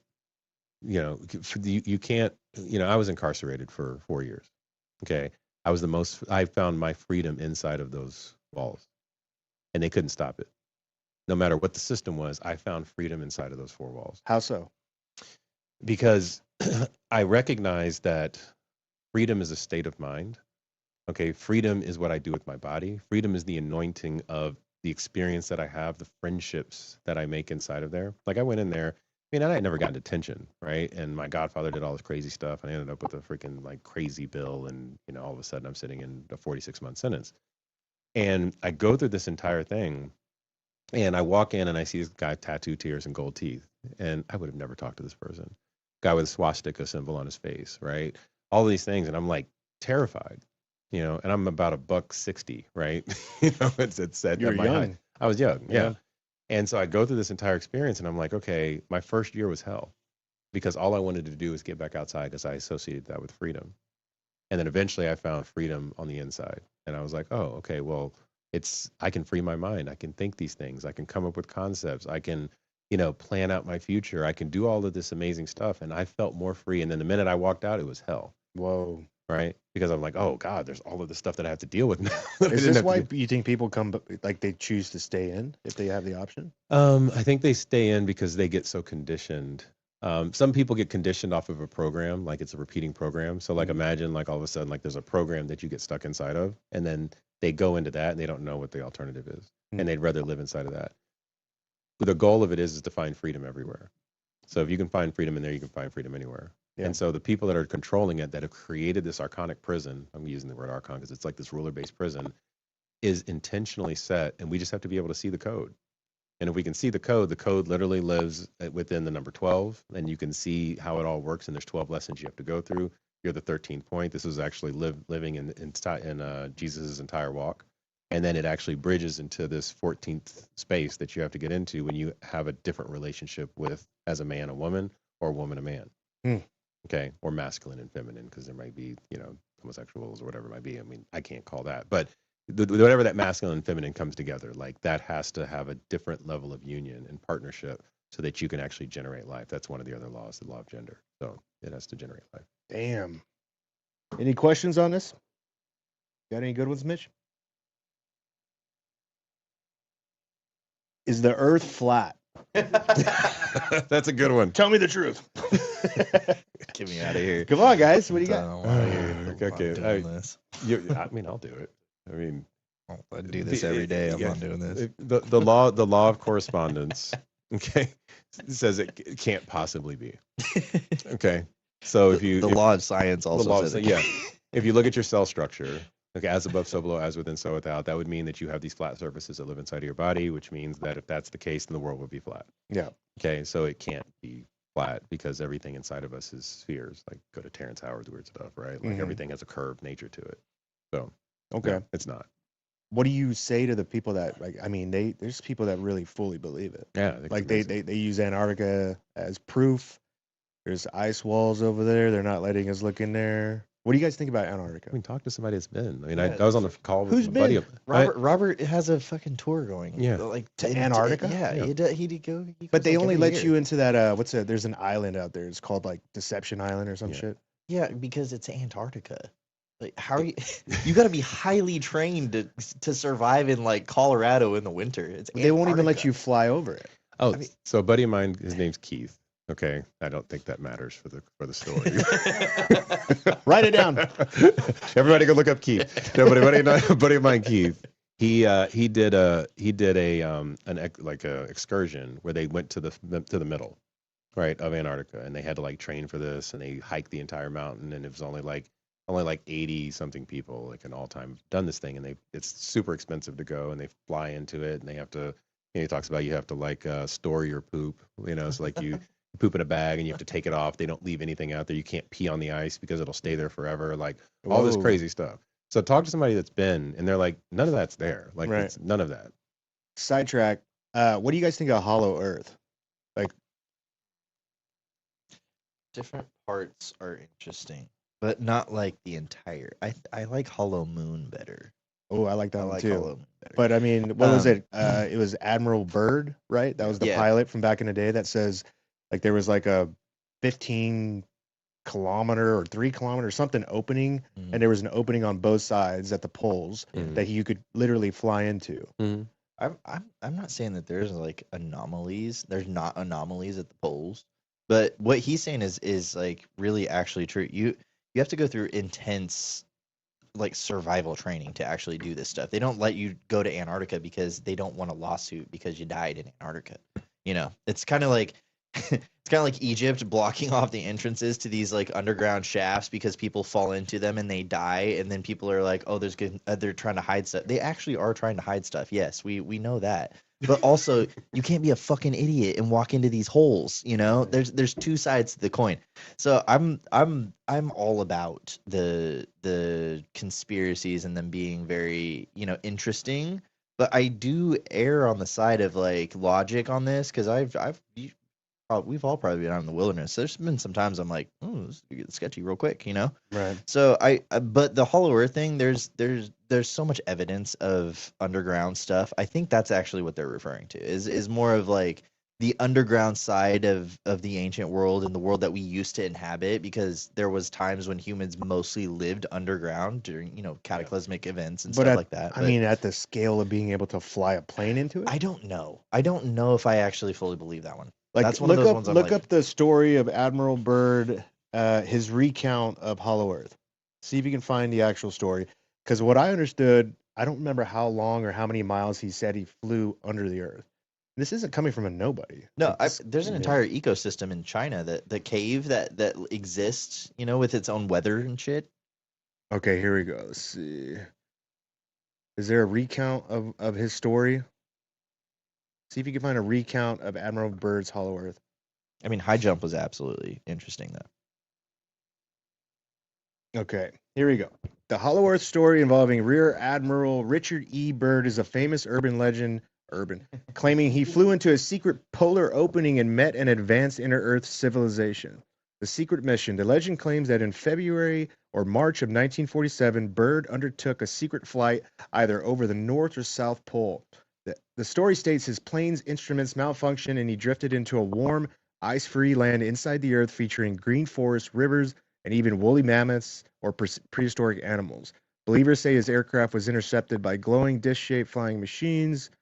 The subterranean inhabitants, often called Aryans or Agarthians, allegedly gave Byrd a grave warning for humanity, expressing deep concern over mankind's use of atomic bombs and nuclear weapons. The tale alleges that upon returning to the surface, Byrd was debriefed at the Pentagon, sworn to secrecy by high-ranking officials and President Harry S. Truman, and threatened with detention if he spoke out. He supposedly recorded the truth in a hidden diary anyways.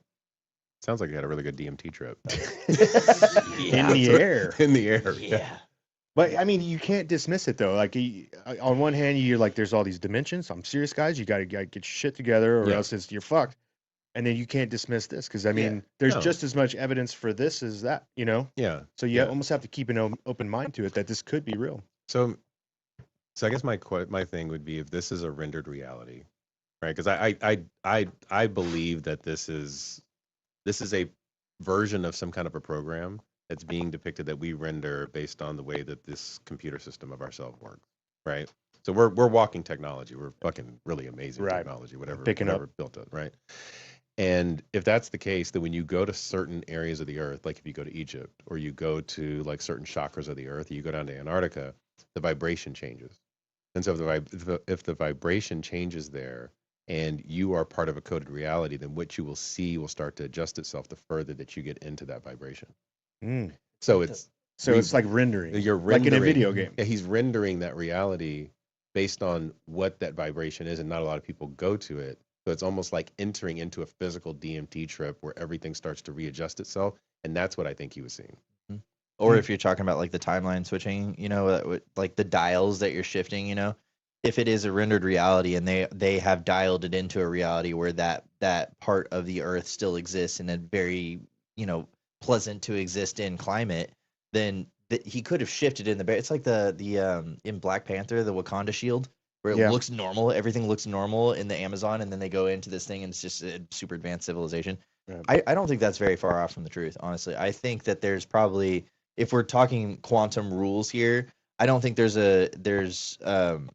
too far of a stretch to say there's a reality where we've already rebuilt places like Egypt and India and stuff where these technologies are common sense to us at this point.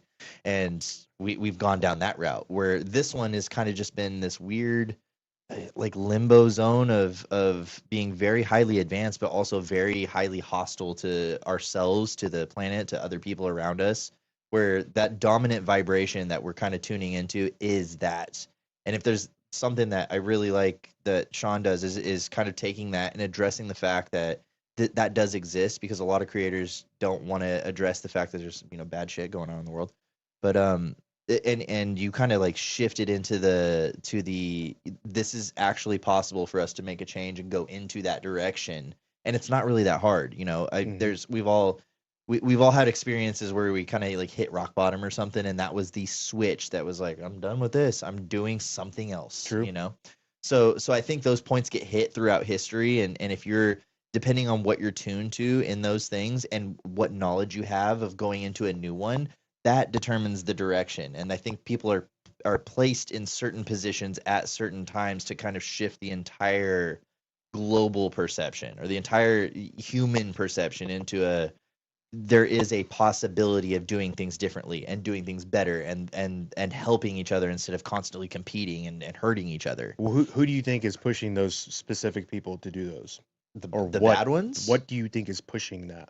The bad ones or the good ones? The good ones. The good ones, I think. So going back to this age thing, is we're kind of saturated in the end of that cycle, right? But there's a whole bunch of new people that, if you're thinking about it from consciously, I think this is all a choice. Like, I think I incarnated here.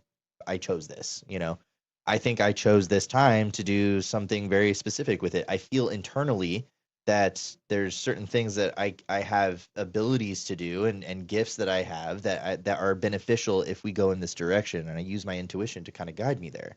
And the more you tap into that, it's like it hasn't led me astray, you know? So I think there's more people coming in from this new age that are very tapped into that thing.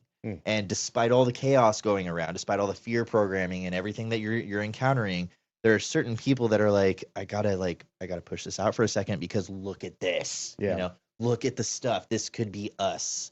This is the way, and it's not that hard. And the way we're doing things is actually the hard way, and this may be the easy way. Let's take a look at that. So we're in this like crossover period where those things are, there's very powerful older generations coming that are still existing, and very, very hyper aware new people with very interesting and novel talents that would not be effective in any other time period. Like I don't know if I would be as effective if I didn't have the internet, you know, it's speaking about these things. And so Mitch, pull up that Uranus post. What? This is a nice break. So, in case you guys didn't know, NASA is planning to go extremely deep into Uranus in 2030. I was actually going to start the live with this. I was going to start it, but I forgot. So I was like, oh, this is perfect. This is like the halfway mark here. I mean, that sounds right. So that sounds right. Yeah. NASA is preparing an ambitious mission that could give humanity its closest look at Uranus. The proposed Uranus orbiter and probe mission would send a spacecraft to the ice giant, where an atmospheric probe would plunge directly into the planet's clouds to measure things like temperature, pressure, composition. Stop laughing, Tyler. And atmospheric movement. After releasing the probe, the main orbiter would spend years studying Uranus from above, including its mysterious interior, unusually magnetic field, rings, and moons. If launched as planned in the early 2030s, it would become the first dedicated mission to Uranus since your last girlfriend. I mean, Voyager 2 briefly flew past the planet in 1986.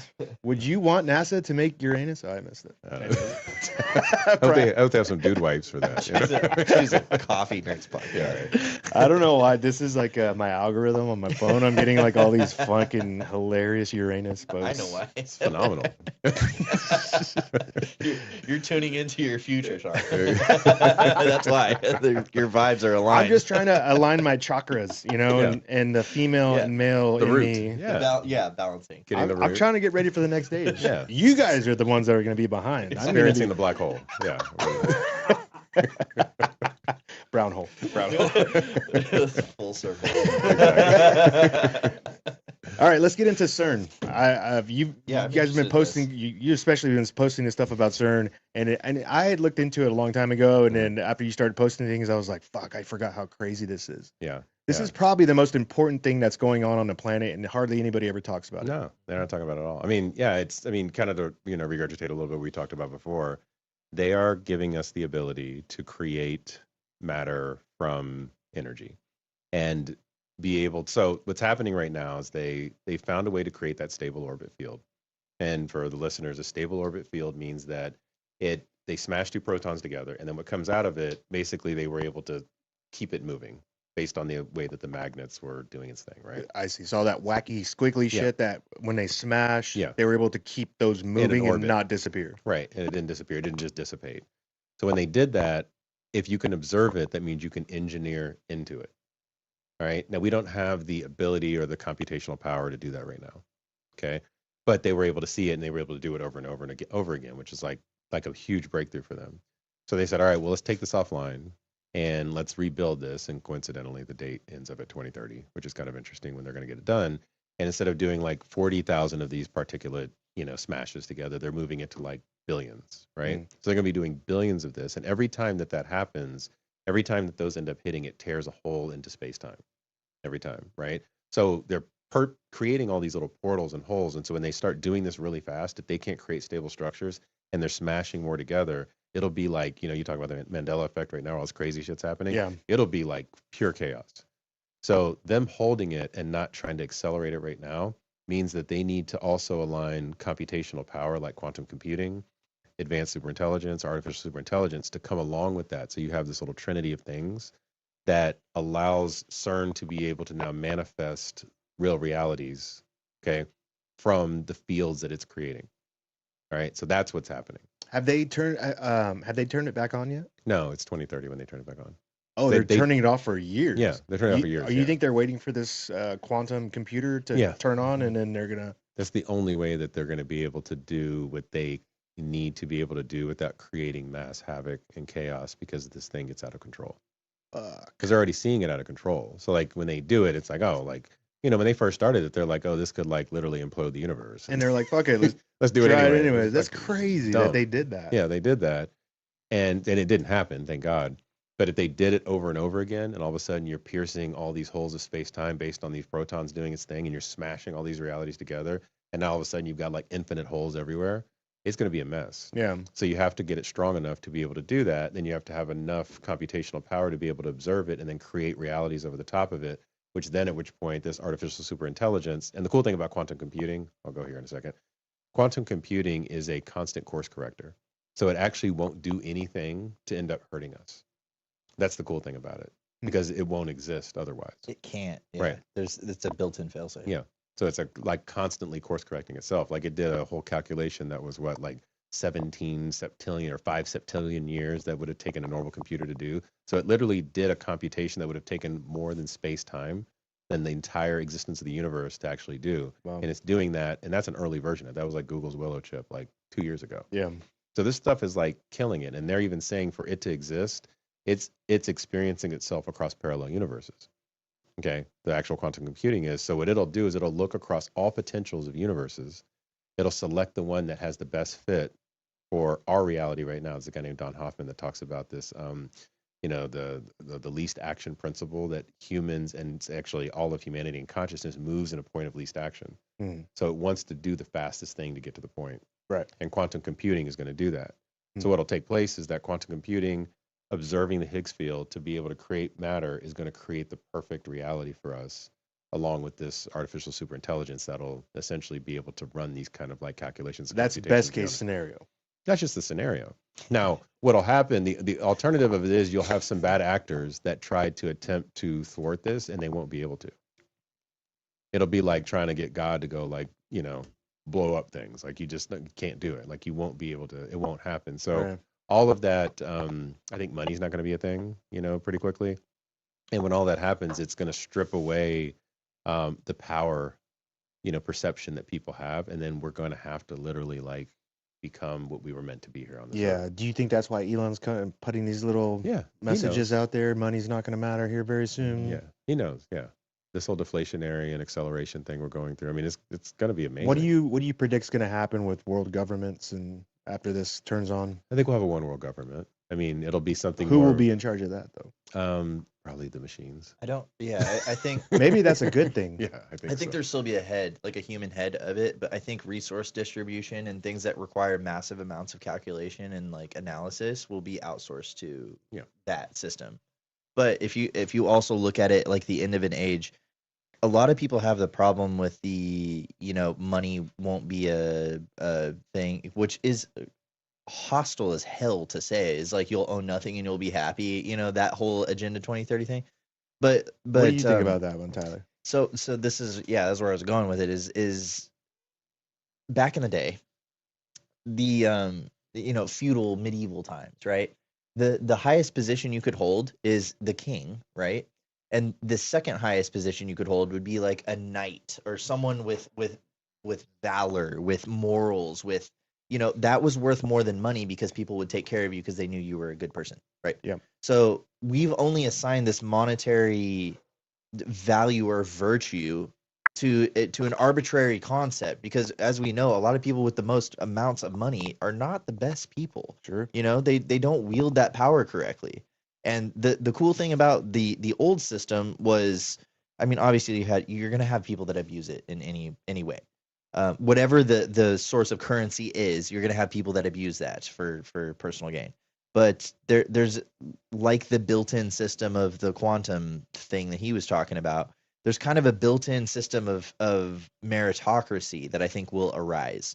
It's where your value, your standing in society will be how much you give to society, how much you can help your fellow man instead of, how much can you acquire, how much stuff can you have, and what's the best stuff that you own, and look at all my shit. Mm. It's look what I did for all of these people, and look what I did for my city and my environment, and how we cleaned up this river and all this stuff. Like there's going to be a transitional period where if it is going to go in that direction, and a lot of the labor stuff's going to be outsourced by robotics, and a lot of thinking tasks, like the really not fun thinking tasks, not creative, are outsourced to computers. There's going to be this gap here, and that gap has to be filled by something. And the best thing to fill that gap with is a probe into Uranus. That was a turn. I was like, oh, what is he gonna say? It was like a mic drop. This is the second drink time. No, I love it. Let's go. More Uranus talk. I got both you. Yeah. No, it's gonna be it's gonna be a meritocracy thing. Like not how much can I do like now too. What does meritocracy mean? Meritocracy. I'm an idiot. Meritocracy is not a it's like a system of contribution, essentially. It's like how much you contribute is how much your value is worth. Meritocracy, that's like your merit. Yes. Okay. Your merit Makes within sense. society. Like where, like an oligarchy would be the how big your business is, or a monarchy is how just a king, right? Mm. Meritocracy is an even more distributed system than democracy. It's based on contribution and value to society over organizing a company in the most strategic way, or organizing a group of people to go take over this land in the best way, right? So in a way, right now, with our current level of philosophy, it seems to be the way that things are going. But again, who knows? With this stuff coming on, there could be a new system. But I see it going that way. Yeah. You'll be compensated for your frequency and your being. That's gonna get interesting pretty quick. Yeah. And so the person, whoever leads the world, will be the ones that will be basically propped up based on their own frequency and their being. So it's not even about like integrity. reading minds; it's about frequency alone. Yeah, it's intention. I get you could say frequency is more of like, where are your actions coming from? Mhm. Does it clearly say I'm in this for profit, like everything around us is, Mhm. or does it say, hey, I just want you to have this really great experience, Yeah. and you're a human and I'm a human, and I benefited greatly from this experience. That's why I love the music community so much. It's expensive, but like what you get for what you pay for, Right. is like a life-changing experience for a $200 festival ticket. Fuck it, yeah, I got that. Tyler, what was that video you put out? I think it was a few days ago about the light that's emitted off of people. Was that you that put that? Oh yeah, the biophotons. Yeah. Can Yeah. you explain that? Oh, so that ties into the whole thing. So light is basically how we communicate with the supercomputers now. Is fiber optics. It's the fastest way. Speed of light is the governing speed at which the communication can take place, right? So the working theory right now is that your entire body uses these biophotons to communicate information, and it uses mechanical stress, I guess, as the driving force of it. So the mechanical movements, which would be vibrations going through the body and received by the body, those are those are interacting, right?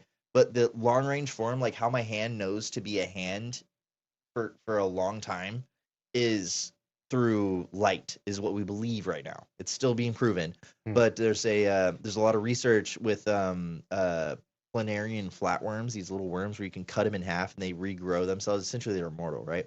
But Michael Levin, he's done this research where you can cut them in half and introduce a new frequency, and it'll grow like an eye on its tail, or a little arm on its face or something, and kind of fucked up, but it's proved that like we have these abilities that we don't really understand, and that's just the biological aspect of it. There's a conscious aspect of it as well, because your brain is governed by frequencies as well. Like higher level thinking is a higher frequency output by the brain. We can read that with an EEG.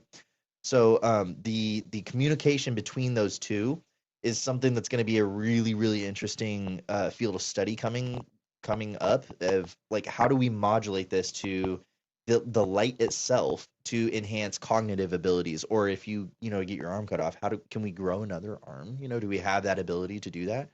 So just with light. Just with light, because the information that's going through the your DNA and everything, all your cells is microtubules. They're holding these things together, and no one really knows how they work. And the only theory that's been proposed is that there's some quantum processes going on that are governing these interactions with your cells and with your mind, allowing you to react in the moment and also to survive here in this reality. So if we can understand those processes, then you can create a new form of medicine where it's frequency based, essentially, because light and sound are the same thing. They're just different octaves, right? So if we understand this, and this is a huge part of my research, and what I think they were doing with the temples is kind of similar, is they were understanding that frequency science at such a intrinsic level, meaning they understood it via gnosis instead of, again, reading and writing and all that stuff.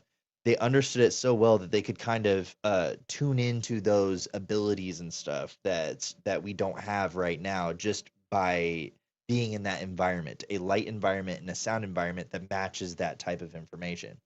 So that's the razor's edge of all this study. We have established science, which is like penicillin kills, it's an Right. antibiotic. Like, that's established. This is the front lines of like where consciousness and biology meet, is the interaction of how light is interacting with all of your cells to keep you as a being. Well, they're saying now, I forget who put it out, but there's new research that's going on into what other animals see in us. Like different Yeah. animals see different, Yeah. spectrums and stuff like that. So your body is giving off light. Mhm. So like, like some dogs like people and some dogs Don't. don't like people. They might be seeing a light. Aura. Yeah, they see your aura. But I think that's another thing of like the old traditions where they had halos and they had a glow, and the Tibetans have their rainbow light body. Like, there's a whole bunch of these traditions that refer to the even the Egyptians. They have the Merkaba, is like the three spiritual aspects that make up an actual person, and one of them is the light body, and it's like your skeleton that's made of light. And if we're talking about what we were talking earlier, conscious travel and how those dynamics work, is you're not using your physical body. All of us have done the DMT thing. It's not a physical thing. It's you're immobile and you're off in some other world, but you're still able to control that thing, Yeah.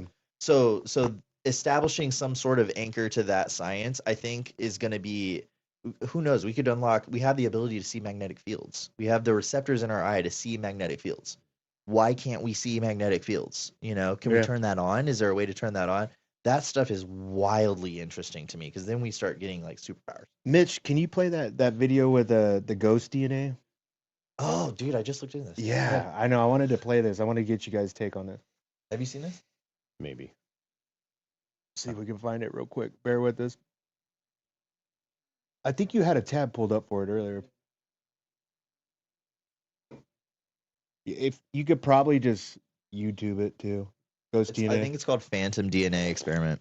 If you want to just Google that, because that's what I was looking at with that last video.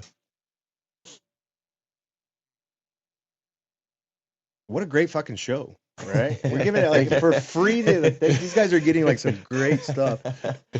You guys owe me. You know how hard it is to see. I wrote like down so many notes, and I've gotten through like 2 things because I'm like, that's too retarded. I can't ask that.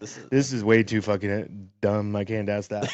Like, I shouldn't. I want to see what you can ask. No. I'm curious too. All right, here, play this.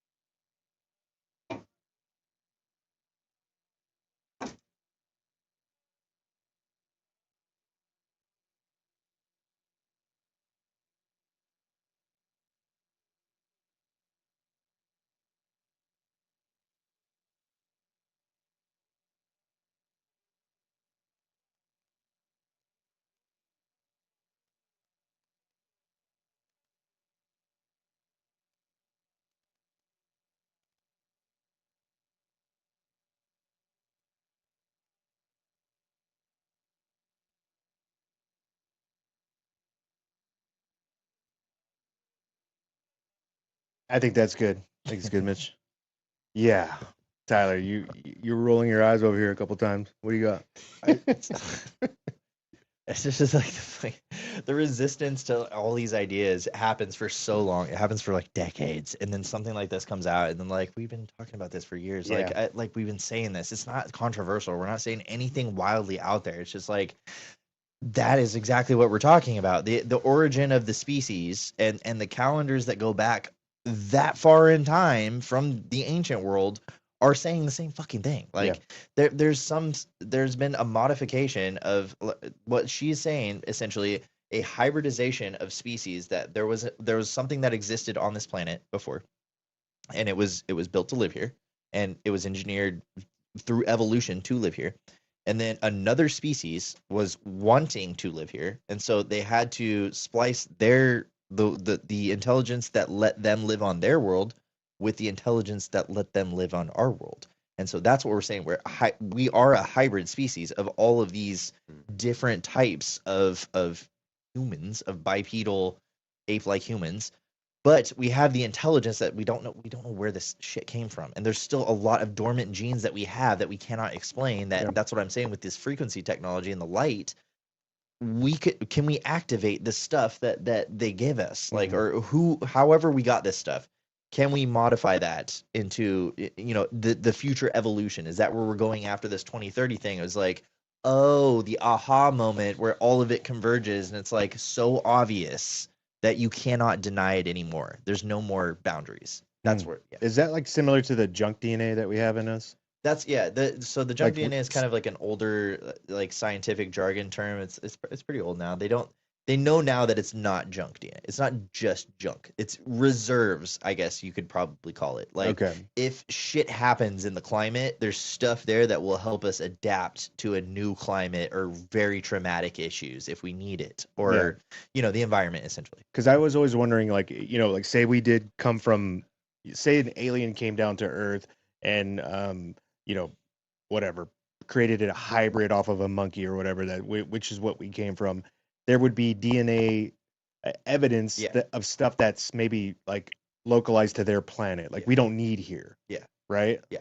That's what it is. So do you guys think we were hybrids from aliens? Total Anunnaki vibes. I mean, you've gotten into that, the Anunnaki stuff, and that's all it is. Yeah.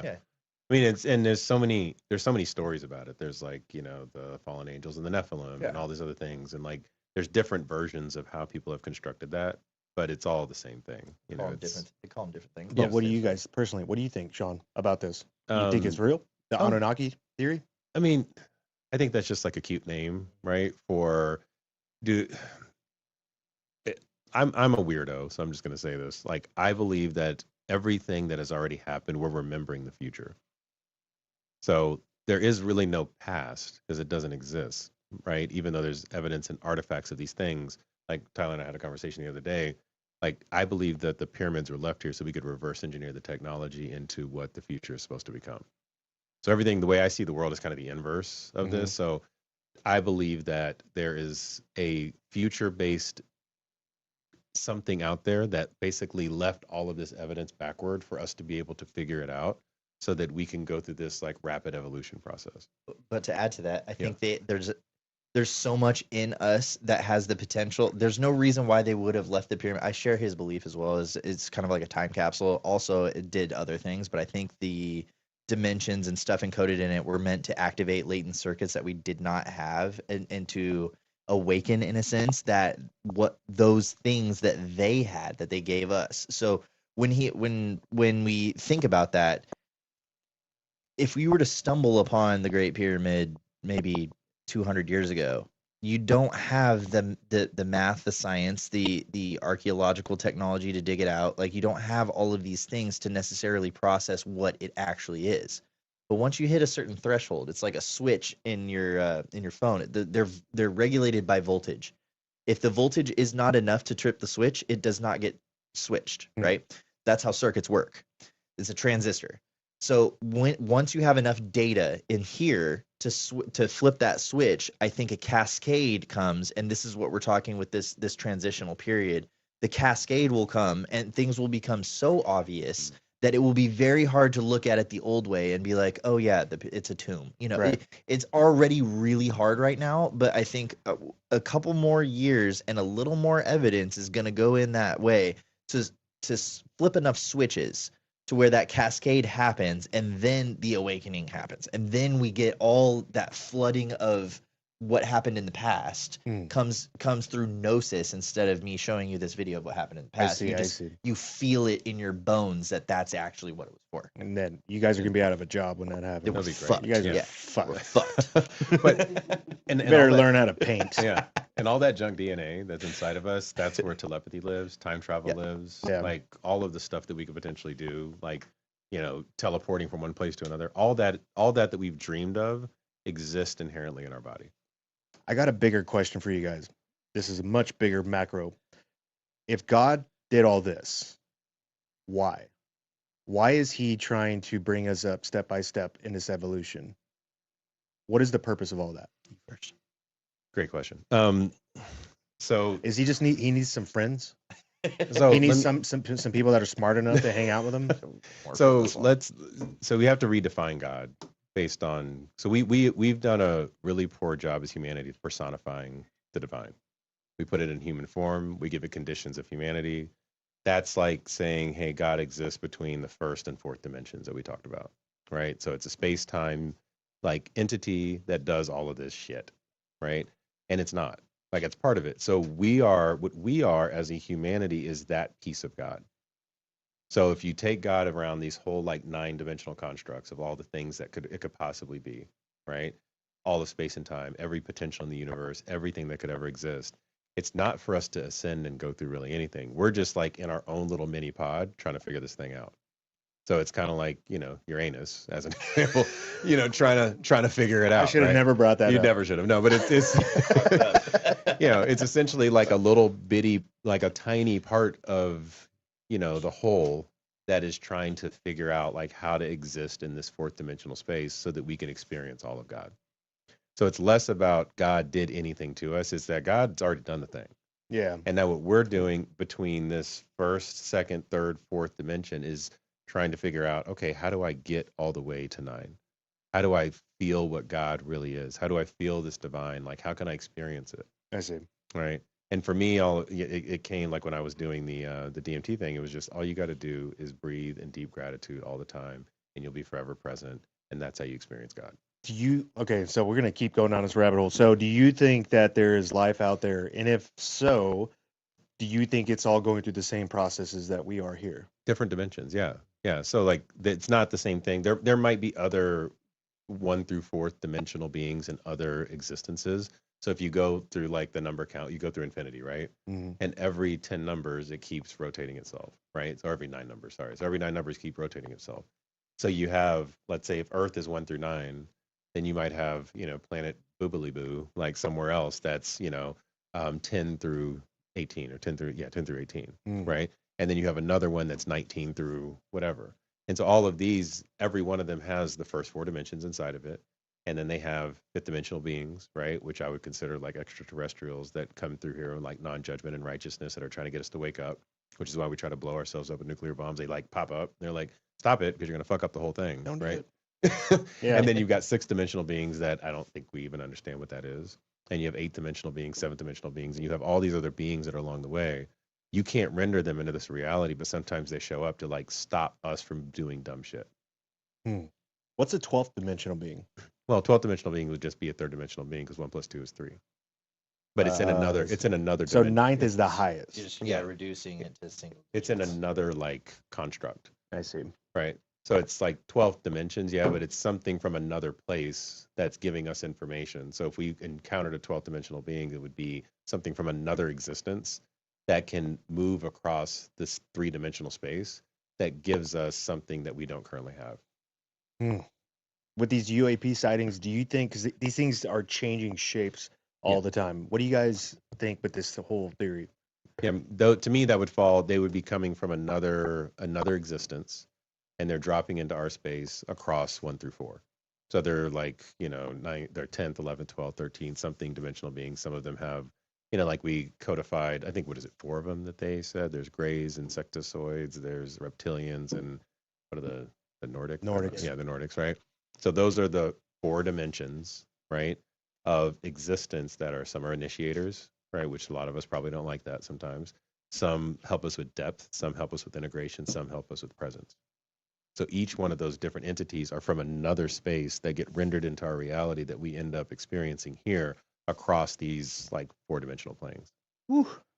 Jesus, boys. There's an easier way to not easier, but my brain works. My Get brain some water on that one. works in these. Let me dumb that down for you, Sean. My brain works in like digital shit because I went to school for it. So if you want to open your messaging app, right, there's an instruction when I hit the messenger that goes into that thing and displays the text, right? That whole thing is converted to binary on the back end, right? If I asked you to open the messaging app in binary, could you do it and would you want to do it? I don't even know what binary means. So. Ones and zeros. That's basic. Okay. Yeah. So each level dimensionally is an abstraction of those concepts. So maybe you understand how binary works, right? Maybe you understand how binary works. But there's also a programmer who knows how to work the binary into programs. And then there's a UI designer that knows how to make it look pretty and be usable by humans to so that we want to use it, right? Each level of abstraction is a dimension in the terms that he's saying. So there's very complex shit going on in your phone that we don't know how to individually flip the switches, the transistors in your phone to do. I could not do that. None of us here could do that. Even a programmer is abstracting through a language to convert to binary.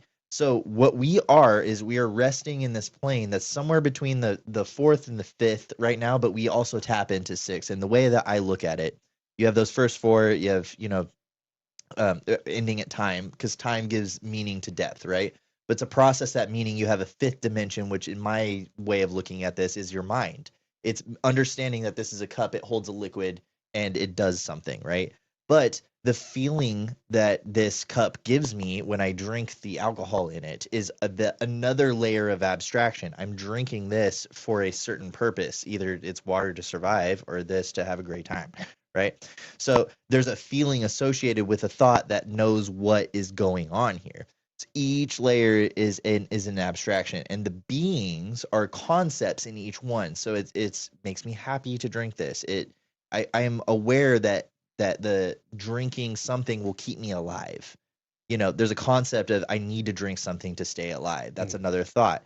So each one of those is separated into its individual categories of knowledge, essentially. And the ancient way of looking at that was putting it into a deity, of saying Thoth is the god of knowledge and Hathor is the god of the feminine aspect of things. Categorizing these things makes it easier for your brain to process, the same exact way as an app makes it easier to use your phone. The immense capabilities that your phone has and the immense capabilities that your body has get abstracted into higher and higher levels so that we can work with them easier. And that's all that we're doing. We're not going against science, we're not going against spirituality or religion. We're making it all make sense in a way that's a good UI like your phone is. Yeah, that's way more easy to understand. Thanks, Tyler. I Take appreciate that, Sean. I love how you took his and you're like, I'm going to break it down easier. And you went like, Yeah, fuck you. way up You here. went full Claude Shannon on him, dude. It was like, I fucking yeah. love it. What happens when you get some drinks in me? Exactly. Mitch, you got any good questions? See what we got. Which one of these do you like, Mitch? You start them for a reason. They said I should be shirtless. Tyler should be shirtless. Do it. Top. Hey, guys. That's the next episode. That's when we bring the DMT. Yeah, hype the video, subscribe. Yeah. All right. For context, the atmosphere is constantly being bombarded with much higher energy particles than CERN can create at max power. Anybody? I mean, I don't know. Okay, here. You Let's work go. at This CERN? is from Anthony Reyes, 2171. When you take away the civilizations, there's no more civilized beast. There's just the human animal. Take any creature's food source away. Right now, they will eat each other. Hence, you are the beast. That's not You true. You got to put apostrophe R-E. That's not true. That's not true at all. Duh. I mean, that'd be like saying, kidding, buddy. like a baby that doesn't understand civilization is a beast. Yeah, that's Like it's gonna just come out and just like tear ass. Like it's not. philosophically, that's a wrong way of Hang on. thinking. Go back down a little bit. Anybody into Thomas Campbell's Big Toe? What is it with the big toe thing? Oh, What is the toenail one? His book, you know about Thomas Campbell's book? Like it's all like the big toe. I really can't speak to it. But No? I don't I mean, know. I read the book and then I'm like, it didn't overly resonate with me. I think he's a brilliant human being. He was just on Rogan recently. I think he's a brilliant human being, but Yeah. yeah, I mean, Tyler, you put out a video on pucaras. Am I saying that correct? In Peru? Pucaras? Estrellas? Like, no, like Machu Picchu. Oh yeah, the Yeah. cities in the sky. Yeah. What are they called? Yeah, Pucaras? pucaras, yeah. Pucaras? Okay. Yeah. Can you get into it? No. I make the video and I The forget hell, what Tyler? I make the video and I forget what I talk It's about. all these things that they're finding on the mountains, and it was a very interesting video. You know what? No. I'm just play the video. I'm gonna talk to a different dimension. All right, yeah. Abstract me. No, I'm kidding. Go ahead. Okay, fuck. Yeah, so people think that Machu Picchu is the only one that's up there. It's not at all. So Yeah, there's a lot. yeah, the technical term for what Machu Picchu is a pucara in their language. And what that means is like a fortified structure. It doesn't mean like a military base. It doesn't mean like a castle. It doesn't mean a palace. It doesn't mean that. It means that there is a place that is engineered for humans to live very, very high up in the air in mountains that are very difficult to get to. And the ones that we know right now, there's 1,249 of these in Peru.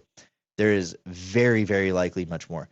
We're making this assumption off of just the density that we've already found in the area, but there's very likely much more that we haven't dug out of the ground. And what they're finding there is the same level of craftsmanship and same level of engineering, hydrological and agricultural as Machu Picchu in Peru. Right now, Peru is coming out with some of the most insane ancient discoveries anywhere in the world, in my opinion. China's kind of locked down. Egypt obviously locked down. India, I don't know how much they care. There's a lot of stuff in the world that's kind of halting other places from being studied. And right now it seems like the Amazon and Peru is just really ripe for new stuff because we don't have, it's very hard to get to these places. They're in the mountains, the middle of nowhere, and they're in dense rainforests that are really hard to get to. Just crazy levels of engineering and crazy levels of geometric knowledge, cosmological knowledge, agricultural knowledge. And it's just like, we're just barely scratching the surface.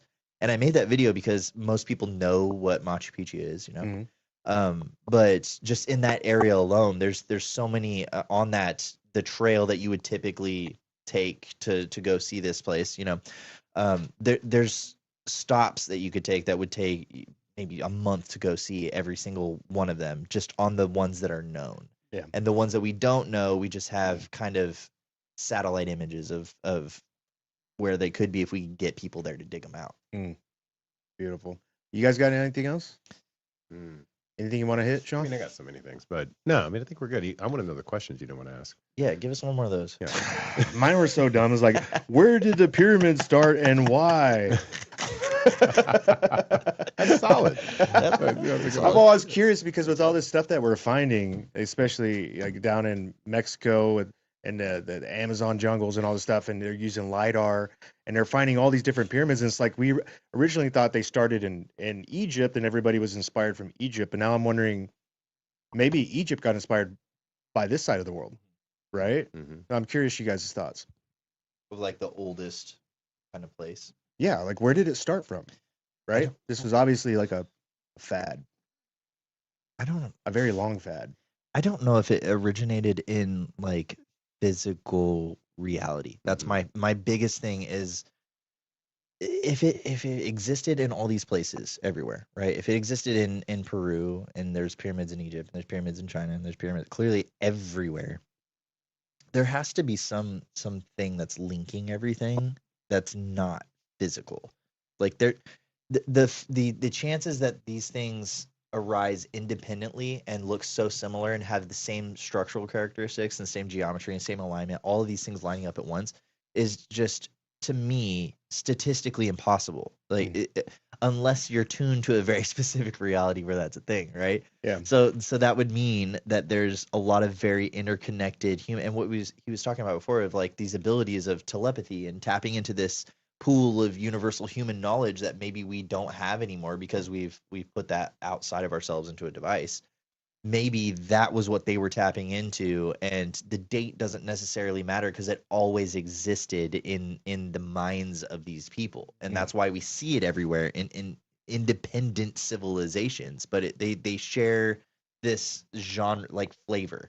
They're all the same. But there's like the Egypt pyramids and the Mexico. They have their different. They have like a style, Yeah.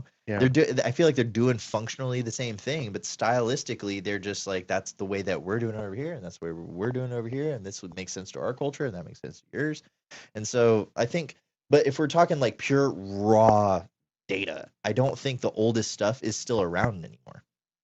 I don't think I'm a big believer in cataclysmic theories. I think a lot of it's been destroyed, and we kind of just have modified those things to fit our current world. How long do you think humans have been around? I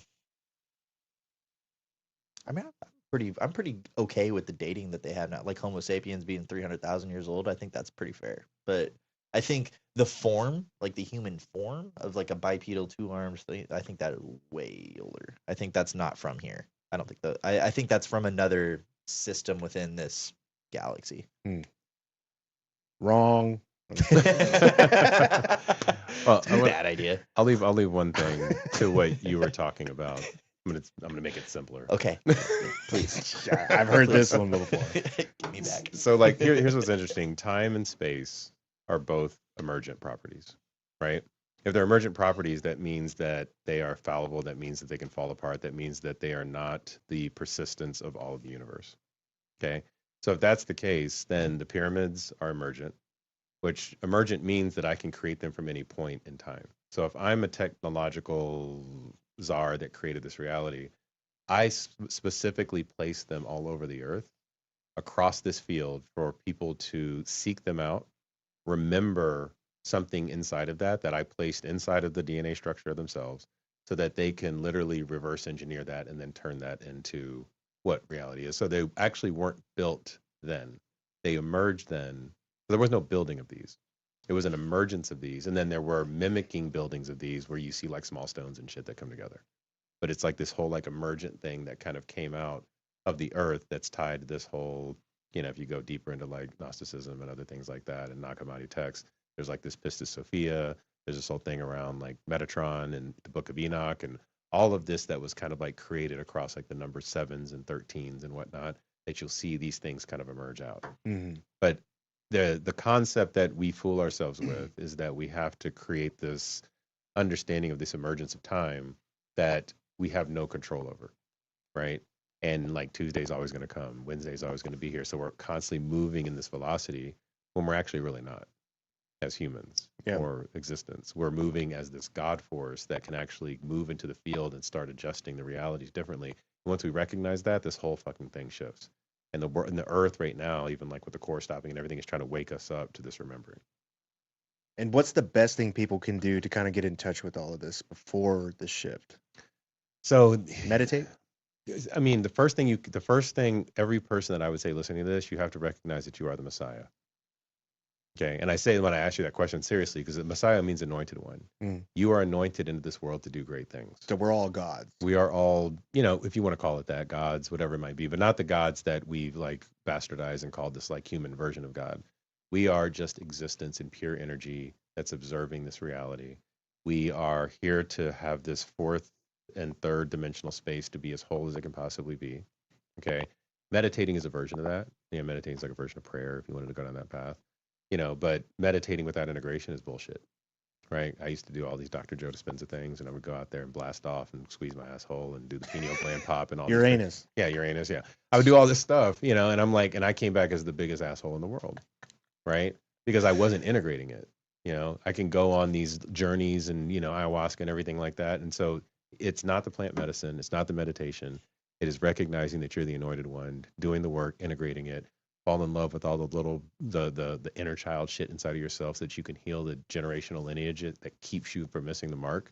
And then at which point you actually walk as, if you want to say walk as Christ, you can say that. Yeah. But it's really just walking as the Messiah and the truth of yourself.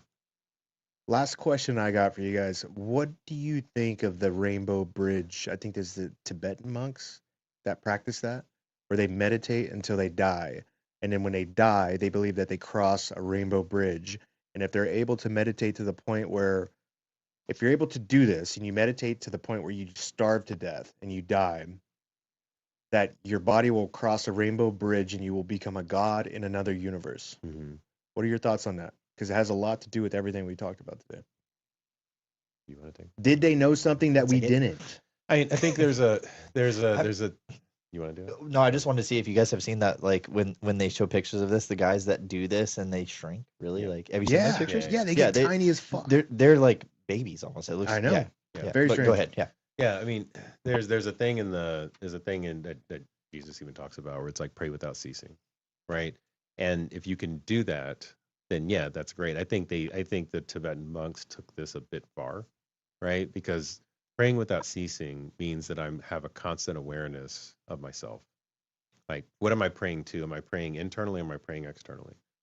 Right? And so oftentimes you do this thing that you are chasing an external concept outside of you, that all it is just a folding into the universe inside of yourself. So I think I get what they're getting at in some capacity, because everybody wants to make sense of a thing. Like if you go down like dragon lore, there's a whole thing that's around the 9 parts of the dragon, and you do this, and then you end up getting the part, and then here you go. So everybody has a version of that story, but it's not necessarily. I think we're here to have pleasure and enjoy this life. I think we're here to generate and create reality. What do you mean by praying internally versus externally? So are you praying to the God within you? The God that like sits as the light inside of the darkest spaces of yourself, and you're exploring and experiencing every cell in your body?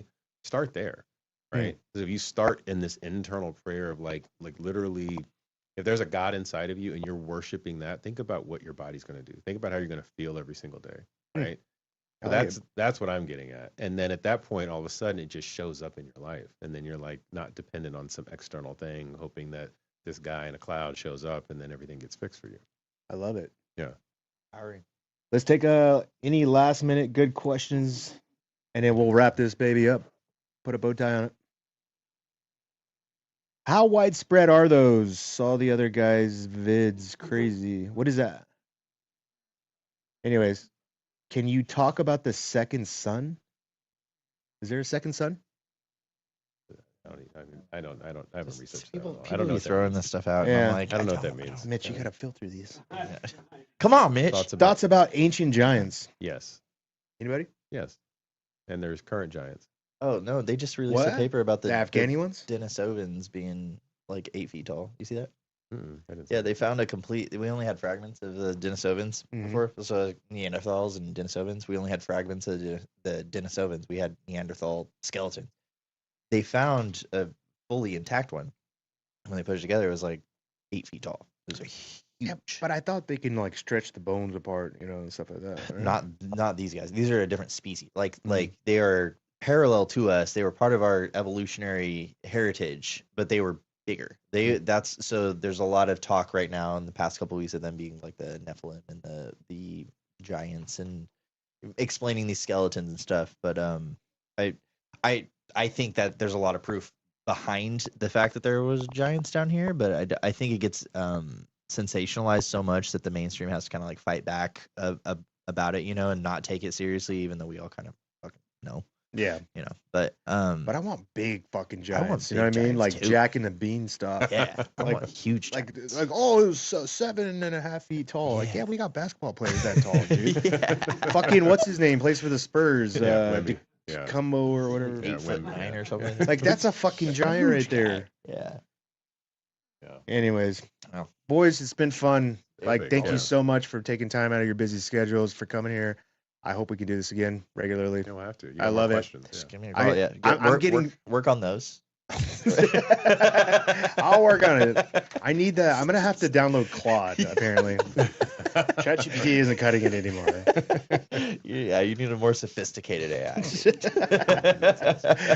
You know, I keep writing these because this is when I started the podcast. I would write everything down just to kind of like keep me in line. But the more of these I do, I realize I don't even really refer to this. Once the conversation gets going, my brain's starting to figure it out. And it's like, okay, I know where to go here. Like, take it easy, close the book, you know. And which I should do. It's like a you know, safety net.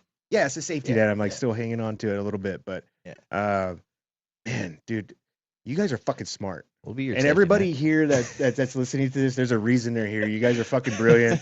I don't know what's gonna happen, but if shit hits the fan, I'm calling you guys. You got all guns, dude. Well, I can protect you physically, but I can't protect you in this other symbiotic dimensional stuff. We got this. We got this. Oh, but where can people find out more about you? Where can they?